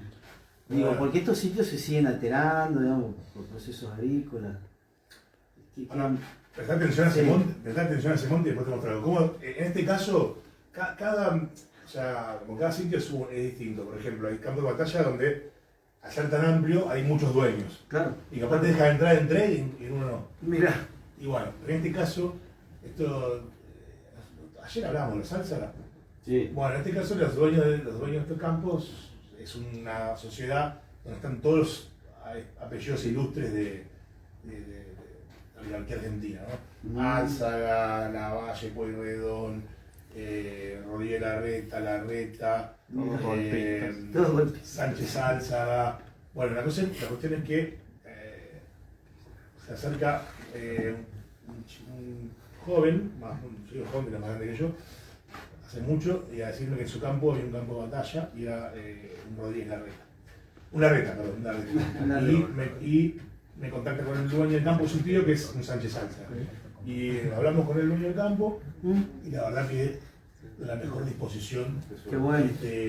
Paramos en un castillo de la estancia Voltel, no la tengo acá, pero si la buscás, la estancia Voltel es de las 5 estancias más opulentas de la nación. Paramos ahí, todo, es un personaje, tipo, le gusta la historia, pero bueno, ahí está la distribución de San Roque y los movimientos que pudimos armar en función de las fuentes documentales y la distribución de materiales. Y muchos de esos movimientos no están en las fuentes. Hay muchas escaramuzas. Pero bueno, volviendo a Sánchez Salsa, era un personaje total. Chicos, ¿quieren media res? Te dicen. Media res, ¿no? ¿Quieren media res? Para llevar. ¿Cuánto son una casa? No, tienen 67.000 hectáreas. Claro, el área núcleo. Para él un vuelto. Bueno, ahí todos los que participan. Impresionante. La cuestión es que En este caso tuvieron suerte que se copó el propietario. se recopó, sí. Hay que saberlo llevar. Sí, Pero bueno, es la utilidad que tenemos que tener todos frente totalmente. a los dueños de los campos. Abolir ciertos imaginarios, como no te vamos a expropiar el campo, Claro. no usamos retroexcavadoras. Te tapamos todo, dejamos. Habla por vos, Gabriel, te hace unos pozos que te ayuda el campo, ¿no? Digo, Te sirve más. ahí en Vuelta Obligado hicieron una playa y había que hacer un impacto y nos pusieron una retro a nuestro. No. Tengo una foto, parezco que el director de orquesta diciéndole los tipos te excavan como si fuera un cucharín mecánico. No, sí. Que tiene una sensibilidad de esto como vos que lo escuchás. De Impresionante. capaje por Sí. retroexcavadora. Impresionante. Está loco. Pero bueno, ¿viste ese monte que tenía forma de cuadrado? Sí. Bueno, acá sucedió la batalla, acá 800 de la vanguardia fiel a Sarmiento se parapetaron porque se vieron rodeados por la vanguardia mitrista, que eran 5000, y ahí resistieron el ataque durante 3 horas y ganaron. Ah, bueno. Esto es como los 300 de no, 800. Y fíjate, este es un mapa del ganador de Arias, 1875, o sea, apenas un mes después de la batalla. Él ubica así. Este es el mapa de Florencio Mármol, secretario de Mitre, un año después de la batalla. Hace el mapa igual, ¿no? Con todas las ubicaciones de la infantería, de la caballería, los corrales. Bueno, este es otro mapa similar, y este es un mapa que hizo Teófilo Gomila 40 años después de la batalla. Completamente distinto. O sea, su memoria espacial, hace el dibujo, todo, es diferente a aquello que la hicieron inmediatamente después de la batalla. Claro. Por lo tanto, es un mapa que no nos sirvió para hacer esto. Esta es imagen satelital, fíjate. ¿Qué hicimos con los mapas? Esto lo hicimos hace mucho, en 2011. Usamos un software que se llama Map Analyst 1.6, que es gratuito, ya debe ser algo vetusto y no sirve más, pero nos dio mucho resultado. Ese software lo que hace es te ubica en la cartografía histórica puntos que son homologables a las imágenes satelitales y te construye una grilla y te superpone las representaciones en la imagen satelital. Había jagueles, y daban los mapas de los 4 que había, que les mostré, 3 no sirvieron. El de Gomila no, porque su memoria, a 40 años después de la guerra, su memoria espacial era otra. Esto nos llevó a pensar también ahora, cuando hablamos con veteranos de guerra de Malvinas. El tema es que pudimos ubicar las estructuras, los corrales y las tropas, que uno piensa que las ponen en cualquier lado, no, se van superponiendo, y después eso nos ayudó mucho a la hora de poder relacionarlas con las distribuciones de materiales. Básicamente de materiales diagnósticos son vainas, cartuchos, plomos, resto de bayoneta y resto de uniforme. ¿Las estructuras en ese caso de qué material? Las estructuras son, hay 2 ranchos, 2 casas que están construidas ahora actualmente existen, pero están construidas sobre las originales, y después hay rasgos, todo lo que eran trincheras. Todo foso. Lo que hicieron los soldados de Arias, cuando se vieron rodeados, es aprovecharon esto que era un corral para caballos y vacas, y que en esa época el alambre de púa y el alambre no era lo común, se usaba foseados para los animales. Profundizaron el foseado y hicieron un contrafoso, un terraplén. Y entonces lo único que le ofrecían al enemigo era un poco el pecho y la cabeza. Por eso les resultaba difícil a la infantería. Y ahí la conservación de ese bosque, digamos, por parte de los dueños de las tierras, ¿a qué se debe? Eso es algo fantástico. Yo creo que se debe a una suerte de memoria histórica de ese espacio que lo dejan, porque nos ha pasado en muchos fortines que son montes, lo dejan como monte.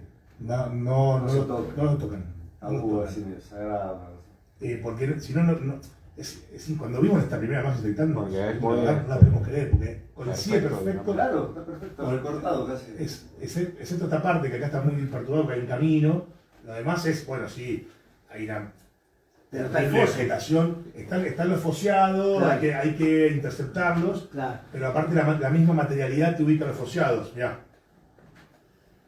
Claro. Acá todo esto es. Los amarillos son vainas, o sea, vos, el Remington vos disparás y tiene una uña que saca y la tenés que tirar. Pones otra. Y acá eran conjuntos, ahí hubo defensores.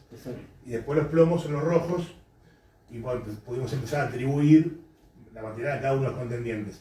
Después todo un mito también de las fuentes históricas que decían que solamente los defensores que ganaron tenían el Remington, que era el arma más potente de la época. No, todos los Mitre también tenían, porque Mitre mismo fue elevando todas las fuerzas fronterizas de los fortines de alrededor, los de azul, por ejemplo. Entonces estaban armados similarmente. Lo que pasó es que Mitre tenía que tomar rápidamente esta posición, no dejar la retaguardia, porque se le venía, esto era una vanguardia, se le venía el grueso del ejército. Y él quería encontrarse en Junín con Arredondo, que venía desde Cuyo, venía de Mendoza, y hacían un movimiento de pinzas, se entraban a Junín y tomaban Buenos Aires. Pero la cuestión es que Roca, un joven oficial, vence a Arredondo en la batalla de Santa Rosa, y Mitre se queda solo. Entonces cuando llega a Junín se entrega. Se entrega, pide amnistía para todos sus sublevados, lo ponen preso en Luján y empieza a escribir la historia argentina y la historia muy triste. Así que de alguna forma la batalla de la Verde es culpable de la historia. La ganó de alguna manera al final. Mitre perdió todas las batallas, las ganó todas con la escritura. Es el ejemplo sarmientino con la primera palabra, es de Mitre, es fantástico. Con respecto a los, ¿tenés idea a los restos humanos, digamos, de los que muertos? Vos vas al hueso. ¿Qué pasa? Eso es lo que nos falta y mira, voy hacia ahí. No hay algo en las Perspectivas fuentes. futuras. Sí, la fuente dice que hay 300 caídos y excepto los oficiales todos fueron enterrados en el lugar. O sea, en esta batalla, para que den una idea, muere el abuelo de Borges. Francisco Borges muere en esta batalla y tiene un gran poema que lo puse. Y con respecto a tu pregunta, que es muy buena, es algo que, es lo que nos falta para cerrar todo el estudio de la batalla. De ubicar, para mí son varias fosas. Hay 3 hipótesis, de hecho, está afiliada para eso. Hay un sector, que es este, que solamente aparece botones. En ningún otro lado. Botones. Los botones de la chaqueta. Estaban sacando. Eso podría ser a un lugar. Las fosas, cuando hacen una fosa, se le ve la nariz, se entierran. Ahí nomás. Ahí nomás. No es que hacen 6 pies, 2 metros, no. Esas son las hipótesis. ¿Por qué hay tantos botones en esta zona? Bueno, habría que pasar un georradar, habría que hacer algo. Después la otra es, que es la que abono yo, pero es una conjetura simplemente. Para mí utilizaron las mismas zanjeados de la batalla, que profundizaron por la batalla. O sea, son 400 metros más o menos, más, 600 metros. Están de relleno. Claro, ya está hecho el pozo. Y de como utilizado en los ejemplos anteriores de la historia oral, no hay nada ahí. Sí, de ahí va, acá. Vos te me estás adelantando. No, pero va acá, después me vuelvo a esto, no importa. En la cartografía histórica, posterior a la batalla, aparece un sector que se llama el cementerio Mitre y hay un monumento. Este monumento está en medio de la nada. O sea, en un campo privado, el camino más cerca está a 4 kilómetros, no puede ver nadie. Y el monumento habla sobre la batalla, aquí descansan vencedores y vencidos, olvidados, ¿verdad? Porque murió el coronel Borges, está acá. Cuando llegamos nosotros la primera vez, Sánchez Asa lo mandó a refaccionar. Este potrero, porque es uno de los potreros que vamos al cementerio Mitre. Hablando con esta gente, con los peones de los campos, nos dicen que ellos, a veces son 3 generaciones de peones de campo, tienen los puestos y se crían ahí, y dicen que ellos dicen que los muertos están en este sector. Los cipreses suelen simbolizar la muerte, son árboles que llevan al cielo. Acá vino Borges, acá descansó Borges, el escritor. Y en el monumento lo excavamos, porque buceando en las fuentes, vimos que tenía toda una historia la monumentalidad. Se armó con una cruz en 1876 por un militar que peleó ahí, que fue, y todavía dice que vio los restos, en este lugar supuestamente. Y hay una serie de monumentos. Cuando lo excavamos hicimos una pequeña intervención, vimos que este es el tercer monumento, y un monumento arriba de otro. Y cuando buscamos fotografías aéreas, el del INTA de la década de 50 y 70, esta área ceremonial, esta área monumental, era mucho más vasta. Entonces hicimos sondeos por acá, nada. Pero cuando vimos eso dijimos, la pifiamos, porque esto es algo posterior, para quedar mucho más amplia. Así que no sería descabellado que sería acá, para que te des una idea. Sería acá, esta zona. No sería descabellado que esa es la tercera hipótesis, basada en la memorial. Y buscando la memorial, nos decían los abuelos de esta gente, cuando nacía un chiquito y se moría, sin ser bautizado, los angelitos, lo desenterraban ahí, porque decían, ahí están los soldados de la patria que murieron por la patria y los van a llevar al cielo. Entonces, todas esas cosas, ¿viste? Pero estamos frente a estas tres posibilidades. En el conjunto de botones, la mía que es la mía es la de vago, la de máximo mínimo esfuerzo. Y así funciona la humanidad muchas veces también. y la que planteás vos, que es la que iba a decir después, que es la memoria oral y la cartografía también, para esta zona como cementerio. Después en el pueblo hay un montón de imaginarios con respecto al cementerio, aparecen fantasmas, un montón de historias, también las recopilamos, todas las historias de fantasmas las recopilamos. Muy brevemente, hicimos estudios metalúrgicos sobre las vainas Remington y un gran porcentaje de ellas presentaban un tipo específico de corrosión, que es la corrosión bajo tensión. Las vainas son unos discos de latones que se embuten y se pone yo me sale en inglés, el primer es el fulminante, y la pólvora se descierra, se le pone un y se cierra. La cuestión es que se almacenan, y los ingleses, cuando no, descubrieron que estas primeras vainas de latón sufrían una corrosión específica cuando estaban almacenadas en lugares cerca de animales y de amoníaco, de animales que orinan, animales en establos. Teniendo esto y teniendo en cuenta fuentes de otras batallas donde se usó el Remington, donde hablan de muchas fallas donde se dispara y la uña de gato que extrae el cartucho se rompe el culote, que es esto, y le queda el tubo, te queda la vaina dentro y no utiliza el arma hasta que la sacas. Quisimos saber si esto podía haber hecho algún tipo de incidencia en la batalla. Le hicimos los estudios de corrosión bajo tensión, los metalográficos, claramente la corrosión es un tipo de corrosión que aprovecha las tensiones existentes ya en el material por el embutido. Pero no pudimos fehacientemente certificar si no son procesos de formación posteriores o incluso anteriores. Pero que debe haber ocurrido obstrucciones de armas porque esta gente estuvo disparando 3 horas y media sin parar al punto de caldearse las ánimas de los fusiles.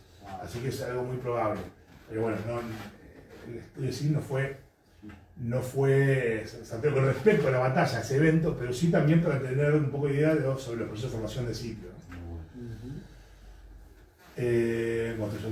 Bueno, ahí está el poema de Borges, fantástico, sobre la muerte. ¿No? Sí. Avanza por el campo la blancura del caballo y del poncho. La paciente muerte se echan los rifles. Tristemente Francisco Borges va por la llanura. Esto que lo cercaba, la metralla. Esto que ve, la pampa desmedida. Es lo que vio y oyó toda la vida. Está en lo cotidiano, en la batalla. Francisco Borges fue veterano de la guerra de Paraguay, veterano de las represiones a las provincias internas. Un tipo que se la pasó peleando, como lo que hablábamos. Y este en sí es otro monumento. O sea, es otra etapa más que se asocia al sitio. Es un poema de Borges. Y esto nos llevó a otra cuestión. Que es San Camacho, ¿no? Bueno, sí, claro. Martín Toro.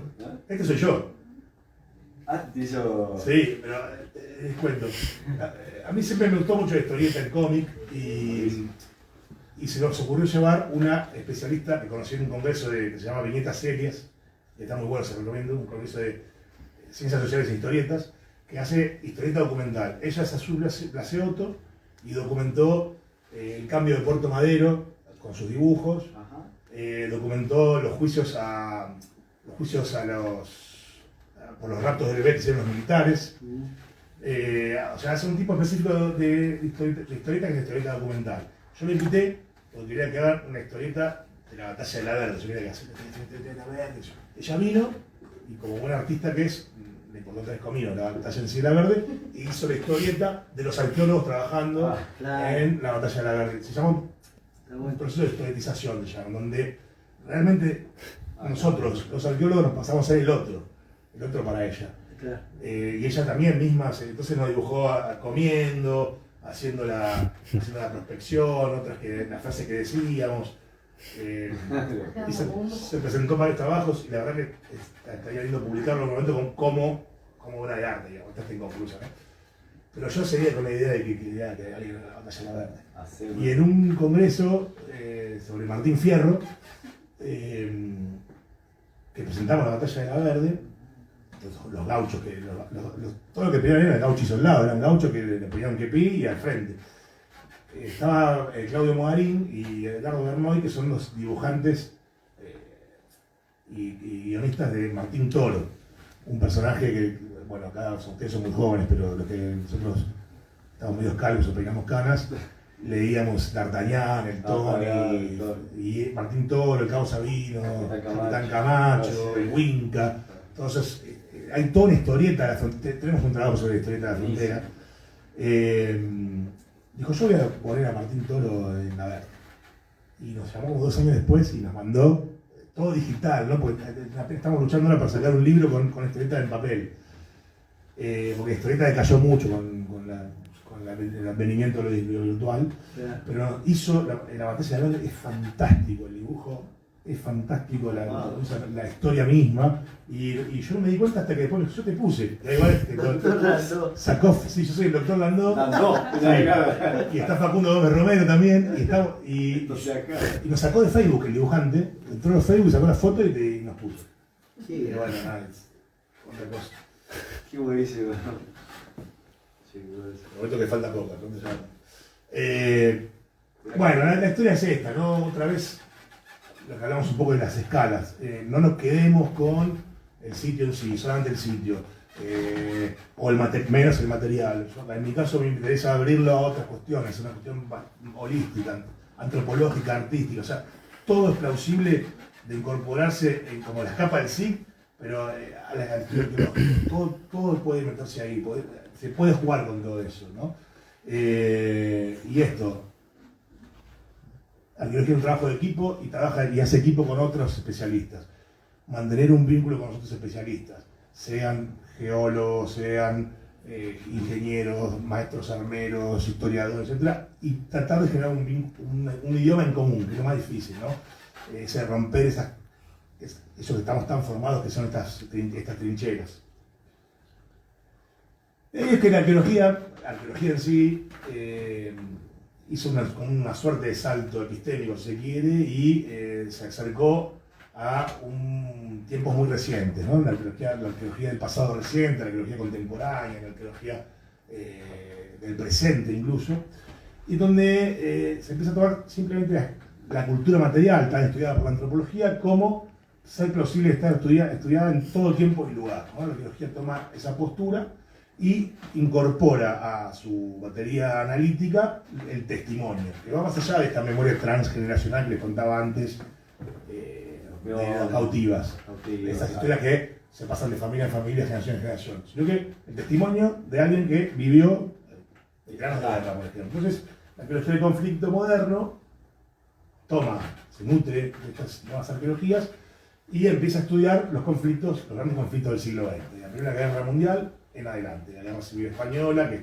muy trabajada por Alfredo González Ruibal, espectacular los trabajos de González Ruibal, se los recomiendo.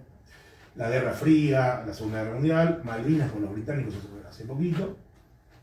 Pero bueno, al incorporar esto, ¿no? El testimonio, incurren dilemas éticos que capaz antes no existían, ¿no? Cómo incorporar esto, cómo tratarlo. Sí, acá está, ¿no? La biografía social de las cosas, la biografía cultural. Y en el caso de Latinoamérica es muy incipiente y hay muy pocos estudios. Un poco la que les contaba recién, la guerra de contestados, la guerra del Chaco, la crisis de Cuba, la Revolución Mexicana y, en nuestro caso, la única guerra internacional que tuvo Argentina en el siglo XX, que fue una potencia, que fue la NATO, ¿sí? La guerra de Malvinas. Están todas, excepto contestados, están todas en estados iniciales, pero sí va a este enfoque social arqueológico que trasciende meramente el sitio, ¿no? Y ahí fue que en el año 2020, gracias. Ahí fue que en el año 2020 un historiador se contacta conmigo, que venía de un viaje a Malvinas justo antes que cierre el mundo por la pandemia. Yo estaba en Patagones y él estaba en Malvinas y cuando volvió me escribió, dice, no, yo recurrí a mis colegas historiadores y fascinado por los campos de batalla que hay en Malvinas y los objetos distribuidos por todos lados, y me dijeron que no, que la historia no trabaja con esas cosas, que vaya a hablar con arqueólogos.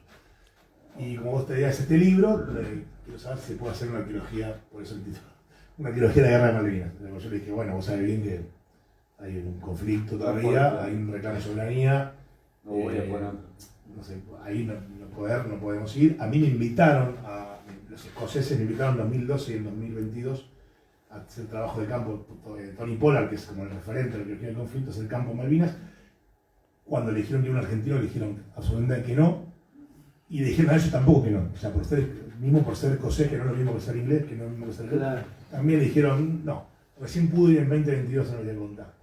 La cuestión es que empezamos a ver cómo encaramos una arqueología de hacer una arqueología de la guerra de Malvinas sin poner un pie en Malvinas. Y bueno, empezamos a pensar distintas líneas, distintas frentes para ir avanzando. Pero primero hicimos un rastreo, esta ampliación de escala de las islas que están acá. Y dijimos, ¿qué pasó en la arqueología argentina, británica y brasileña incluso? Es mucho más amplio, ¿no? Malvinas está en una cortina de hierro, en la que no nos enteramos qué pasa en Malvinas, qué tipo de arqueología se hizo en Malvinas, o qué se hizo en Malvinas, pero sin embargo está completamente relacionada con la historia continental y con la historia antártica. Entonces vos tenés trabajos, por ejemplo, de arqueología marítima subacuática, hechos por el equipo de Berserk con lo que es la goleta de guerra Swift, un trabajo impresionante, para que le interese, creo que el trabajo más completo de arqueología subacuática de Argentina, donde es un barco de guerra inglés hundido en 1770 que al encontrarse en el medio de la Patagonia con miles de kilómetros, 1000 y pico de kilómetros a Buenos Aires, en territorio indígena, decidieron recuperar lo que podían del naufragio y se mandaron en botes a Malvinas y llegaron. Bueno, este trabajo es fantástico. Es realmente una cápsula de tiempo el barco por la conservación que tiene. Después se han hecho intervenciones por cuestiones de rescate en lo que es la base de Río Grande, se excavó un asentamiento. La búsqueda del general Belgrano, donde estuvo Amado Arguello, que fue infructuosa, lo hizo National Geographic. Todo lo que es la arqueología antártica, por los equipos de Senatore, por los equipos brasileños también, por el equipo de Sarankin, todo lo que es la explotación foquera y lobera. Y lo que sí se hicieron precisamente en las Islas Malvinas, que son o los estudios de los asentamientos británicos del siglo XVIII, también de los asentamientos de la Confederación, los de Bernet, lo que es por Philipot, y Bennett Paddock, que es el estudio de un asentamiento de la Primera Guerra Mundial, porque hubo un enfrentamiento con un submarino alemán en la Primera Guerra Mundial en Malvinas, que cuando excava, Tim Clark, el arqueólogo inglés, se encuentra con una posición del grupo de transportado de la artillería número 4 de la guerra de Malvinas del 82 y está en comunicación con nosotros ahora para hacer algo en conjunto. De hecho, empezamos a tener vinculación con los equipos británicos, ya la teníamos de antes. Pero bueno, esto, ¿no? Otra vez ampliar la escala de análisis, ¿no? Quedarnos con ese imaginario también del aislamiento total de las Islas Malvinas. Incluso ahora, recientemente, desde la arqueología de Tierra del Fuego, se contestó un trabajo hecho por un equipo norteamericano con evidencias muy flojas sobre un posible poblamiento prehispánico en Malvinas. Borrero y Orquera contestaron punto por punto lo flojo que eran las evidencias, que bueno, no vamos a entrar en esa discusión, pero eran proyectiles líticos descontextualizados, fogones también desperdigados. Pero para mi gusto estuvo perfecta, o sea, fue una réplica muy certera, Contundente. pero para mí fallan en algo, que es enrostrarle el colonialismo intelectual que tienen, la soberbia que tienen, porque desconocen casi un siglo de arqueología de Tierra del Fuego, hecho por argentinos, españoles, no citan a nadie, o sea, a nadie. Entonces hay algo que vos tenés que decirle, y no es que publicado, pongámosle que la barrera idiomática sea un impedimento en esta era, no lo es. No, se ha publicado en inglés por toda esta cuestión vinculada con el sistema de publicación académica. Entonces, es simplemente básicamente un ninguneo, y yo planteo esto, y ahora no me acuerdo de qué publicación, pero si no fue Science Direct, fue una de esas. Yo lo hubiera pegado por ese lado, para decir, con el colonialismo intelectual, pero bueno, cada uno tiene su formación, son muy rigurosos en cuanto a evidencia por evidencia, ir descartándolas, pero yo me parece que el parágrafo fundamental es ese. Pero bueno. Los británicos fueron, en 2022 logró, Pollard y Clark lograron ir a Malvinas, hicieron una prospección de 2 semanas en el monte Tumbledown, una de las batallas más feroces de la guerra de Malvinas. desarrollaron un plan de manejo para los isleños, de manejo de sitio, no intervinieron en nada excepto encontraron munición activa, entonces tuvieron que llamar a tener una brigada específica para estas cuestiones. Hicieron permisiones oficiales, vuelo de dron, tenían un escáner láser, escaneaban las posiciones que encontraban. Y publicaron un libro que nos invitaron a participar. Nosotros hicimos un capítulo del libro, la verdad que muy bien, eran muy amables en ese sentido.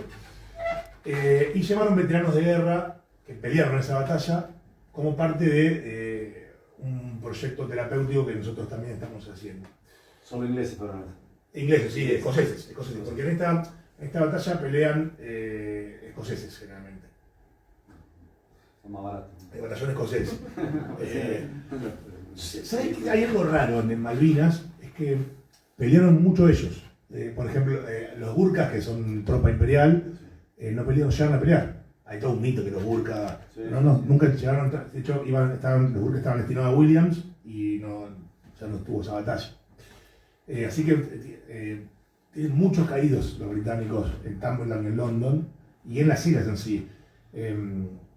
Son 600, mal no recuerdo, son 649 caídos en Malvinas, pero la mayoría son del Belgrano.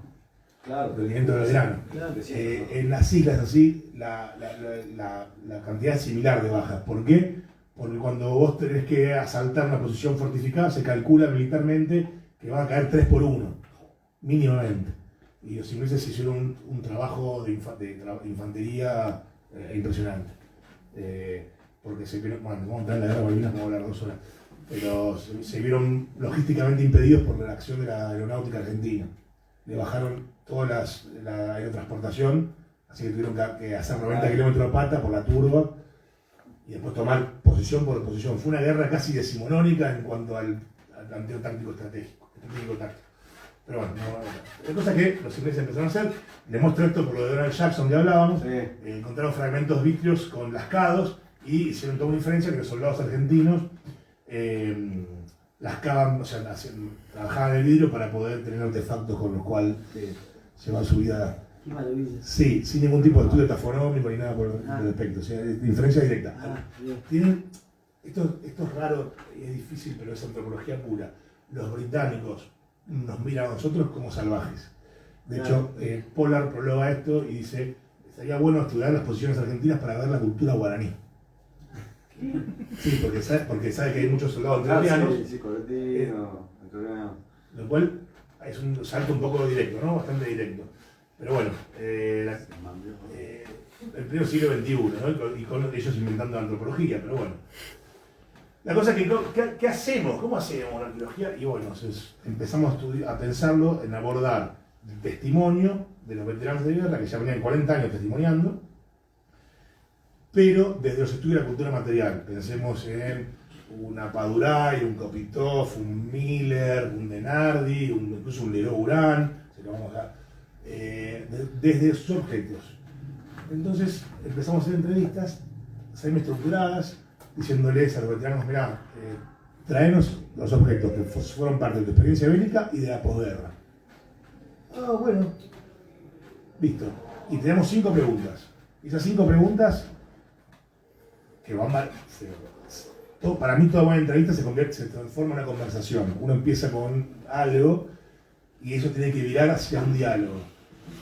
Entonces nuestras preguntas son una excusa para que ellos hablen partiendo de la premisa que entendemos a los objetos como condensadores, portadores de memorias, como que tienen algo atrapado. Y fueron fantásticas. Tenemos ya más de 70 entrevistas de un promedio de 2 horas de duración, algunas de 4 horas, muy fuertes, en donde solamente, nos trajiste un casco. ¿Por qué? Y la primera pregunta que hacemos es para correrlos de un cassette, ¿con cuál fue el primer objeto que se enamoraron, el primer objeto que tuvieron que recuerdan de la infancia? El famoso objeto transicional. Y el tipo: yo vine a hablar de la guerra, no vine a hablar de esto. Y se te quedan, ¿viste? Y después empiezan: la pelota pulpo, porque no sé qué. Y después la vamos llevando, y bueno, son muy fuertes. Y aparecen historias vinculadas con la logística, el mando, pero más que nada también con la creatividad en un contexto de conflicto y en un contexto de angustia, porque es la angustia de la espera y después del combate. Mates, granadas, Bueno, no tanto como lo de Polar, pero hay una creatividad que va desde el mate de granada hasta el tobogán cohete, por ejemplo. Los ingleses destruyeron 5 pucarás, que sacaban las coheteras y las montaban en la plaza de los chicos y disparaban cohetes desde ahí. Bueno, son cosas que, ¿viste? Y así, bueno, empezamos a trabajar. Junto a eso empezamos a ver que muchos habían vuelto a las islas, se volvió una pregunta, y que muchos tenían registradas sus posiciones georreferenciadas. Entonces empezamos a armar cartografía de la memoria. Sí, bueno, le abríamos el Google Earth, ¿dónde está? Sí, ¿dónde estaba vos? Ah, yo te lo paso, tú nos pasaron el punto cuando estuvieron. Y si no fueron a Malvinas, se buscaban, empezaron a buscar. Y armaron todo un recorrido. Todo eso lo tenemos metido ahí. Porque eso es un material que no solamente habla de la memoria y del paso del tiempo y lo que es. La memoria es siempre un juego entre el recuerdo y el olvido, ¿no? Un acto creativo, sino también te puede servir para vos si vas a campo. Por supuesto. Para contrastar, ¿no? Para derivar expectativas arqueológicas, todo. Entonces, bueno, fuimos por ese lado, por los objetos y por la memoria cartográfica. Ahí, esto es un ejemplo que les traje de unas entrevistas. No sé si empezó.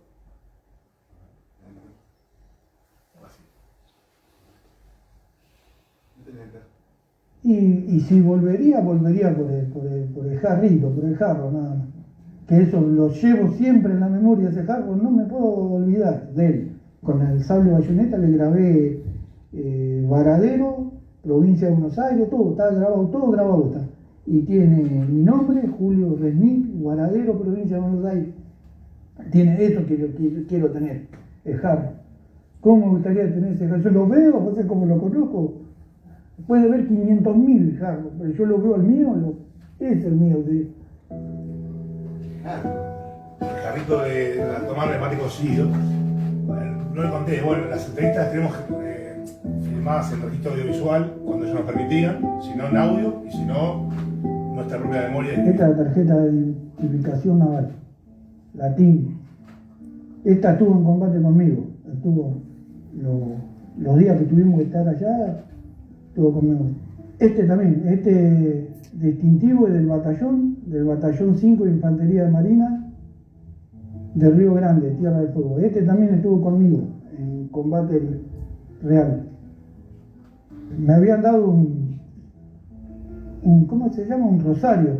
Cuando llovía el fuego naval de ellos, yo sentía el cañoneo y sentía cuando llegaban. Tardaba más o menos 28 segundos, 28 kilómetros. Yo estaba en un pozo de zorro y cuando caía medio cerca la ojiva, en la explosión me caía la arenilla de la turba cuando se secaba. Me caía en el campo, yo dele, me lo comí. Estaba bendecido por el capellán, me lo comí, pero en serio me lo comí, no es que no me lo comí en juego, en serio. ¿Rezaba cuando el rosario? No, le pedía al espíritu de mi viejo que me saque de esa. Papi, por favor, quiero irte a ver al cementerio verdadero, yo voy a ir. Eso es lo que pedía eso a mi mamá. Sentí la presencia de mi viejo, pero no veía a nadie. Y se sentó lo mío, como queriéndose quedar tranquilo, no te va a pasar nada. Mirá que caían muertos por allá, otros por acá. Y las balas picaban cerca, me pasaban por arriba, pero no me tocó una. No sé si era la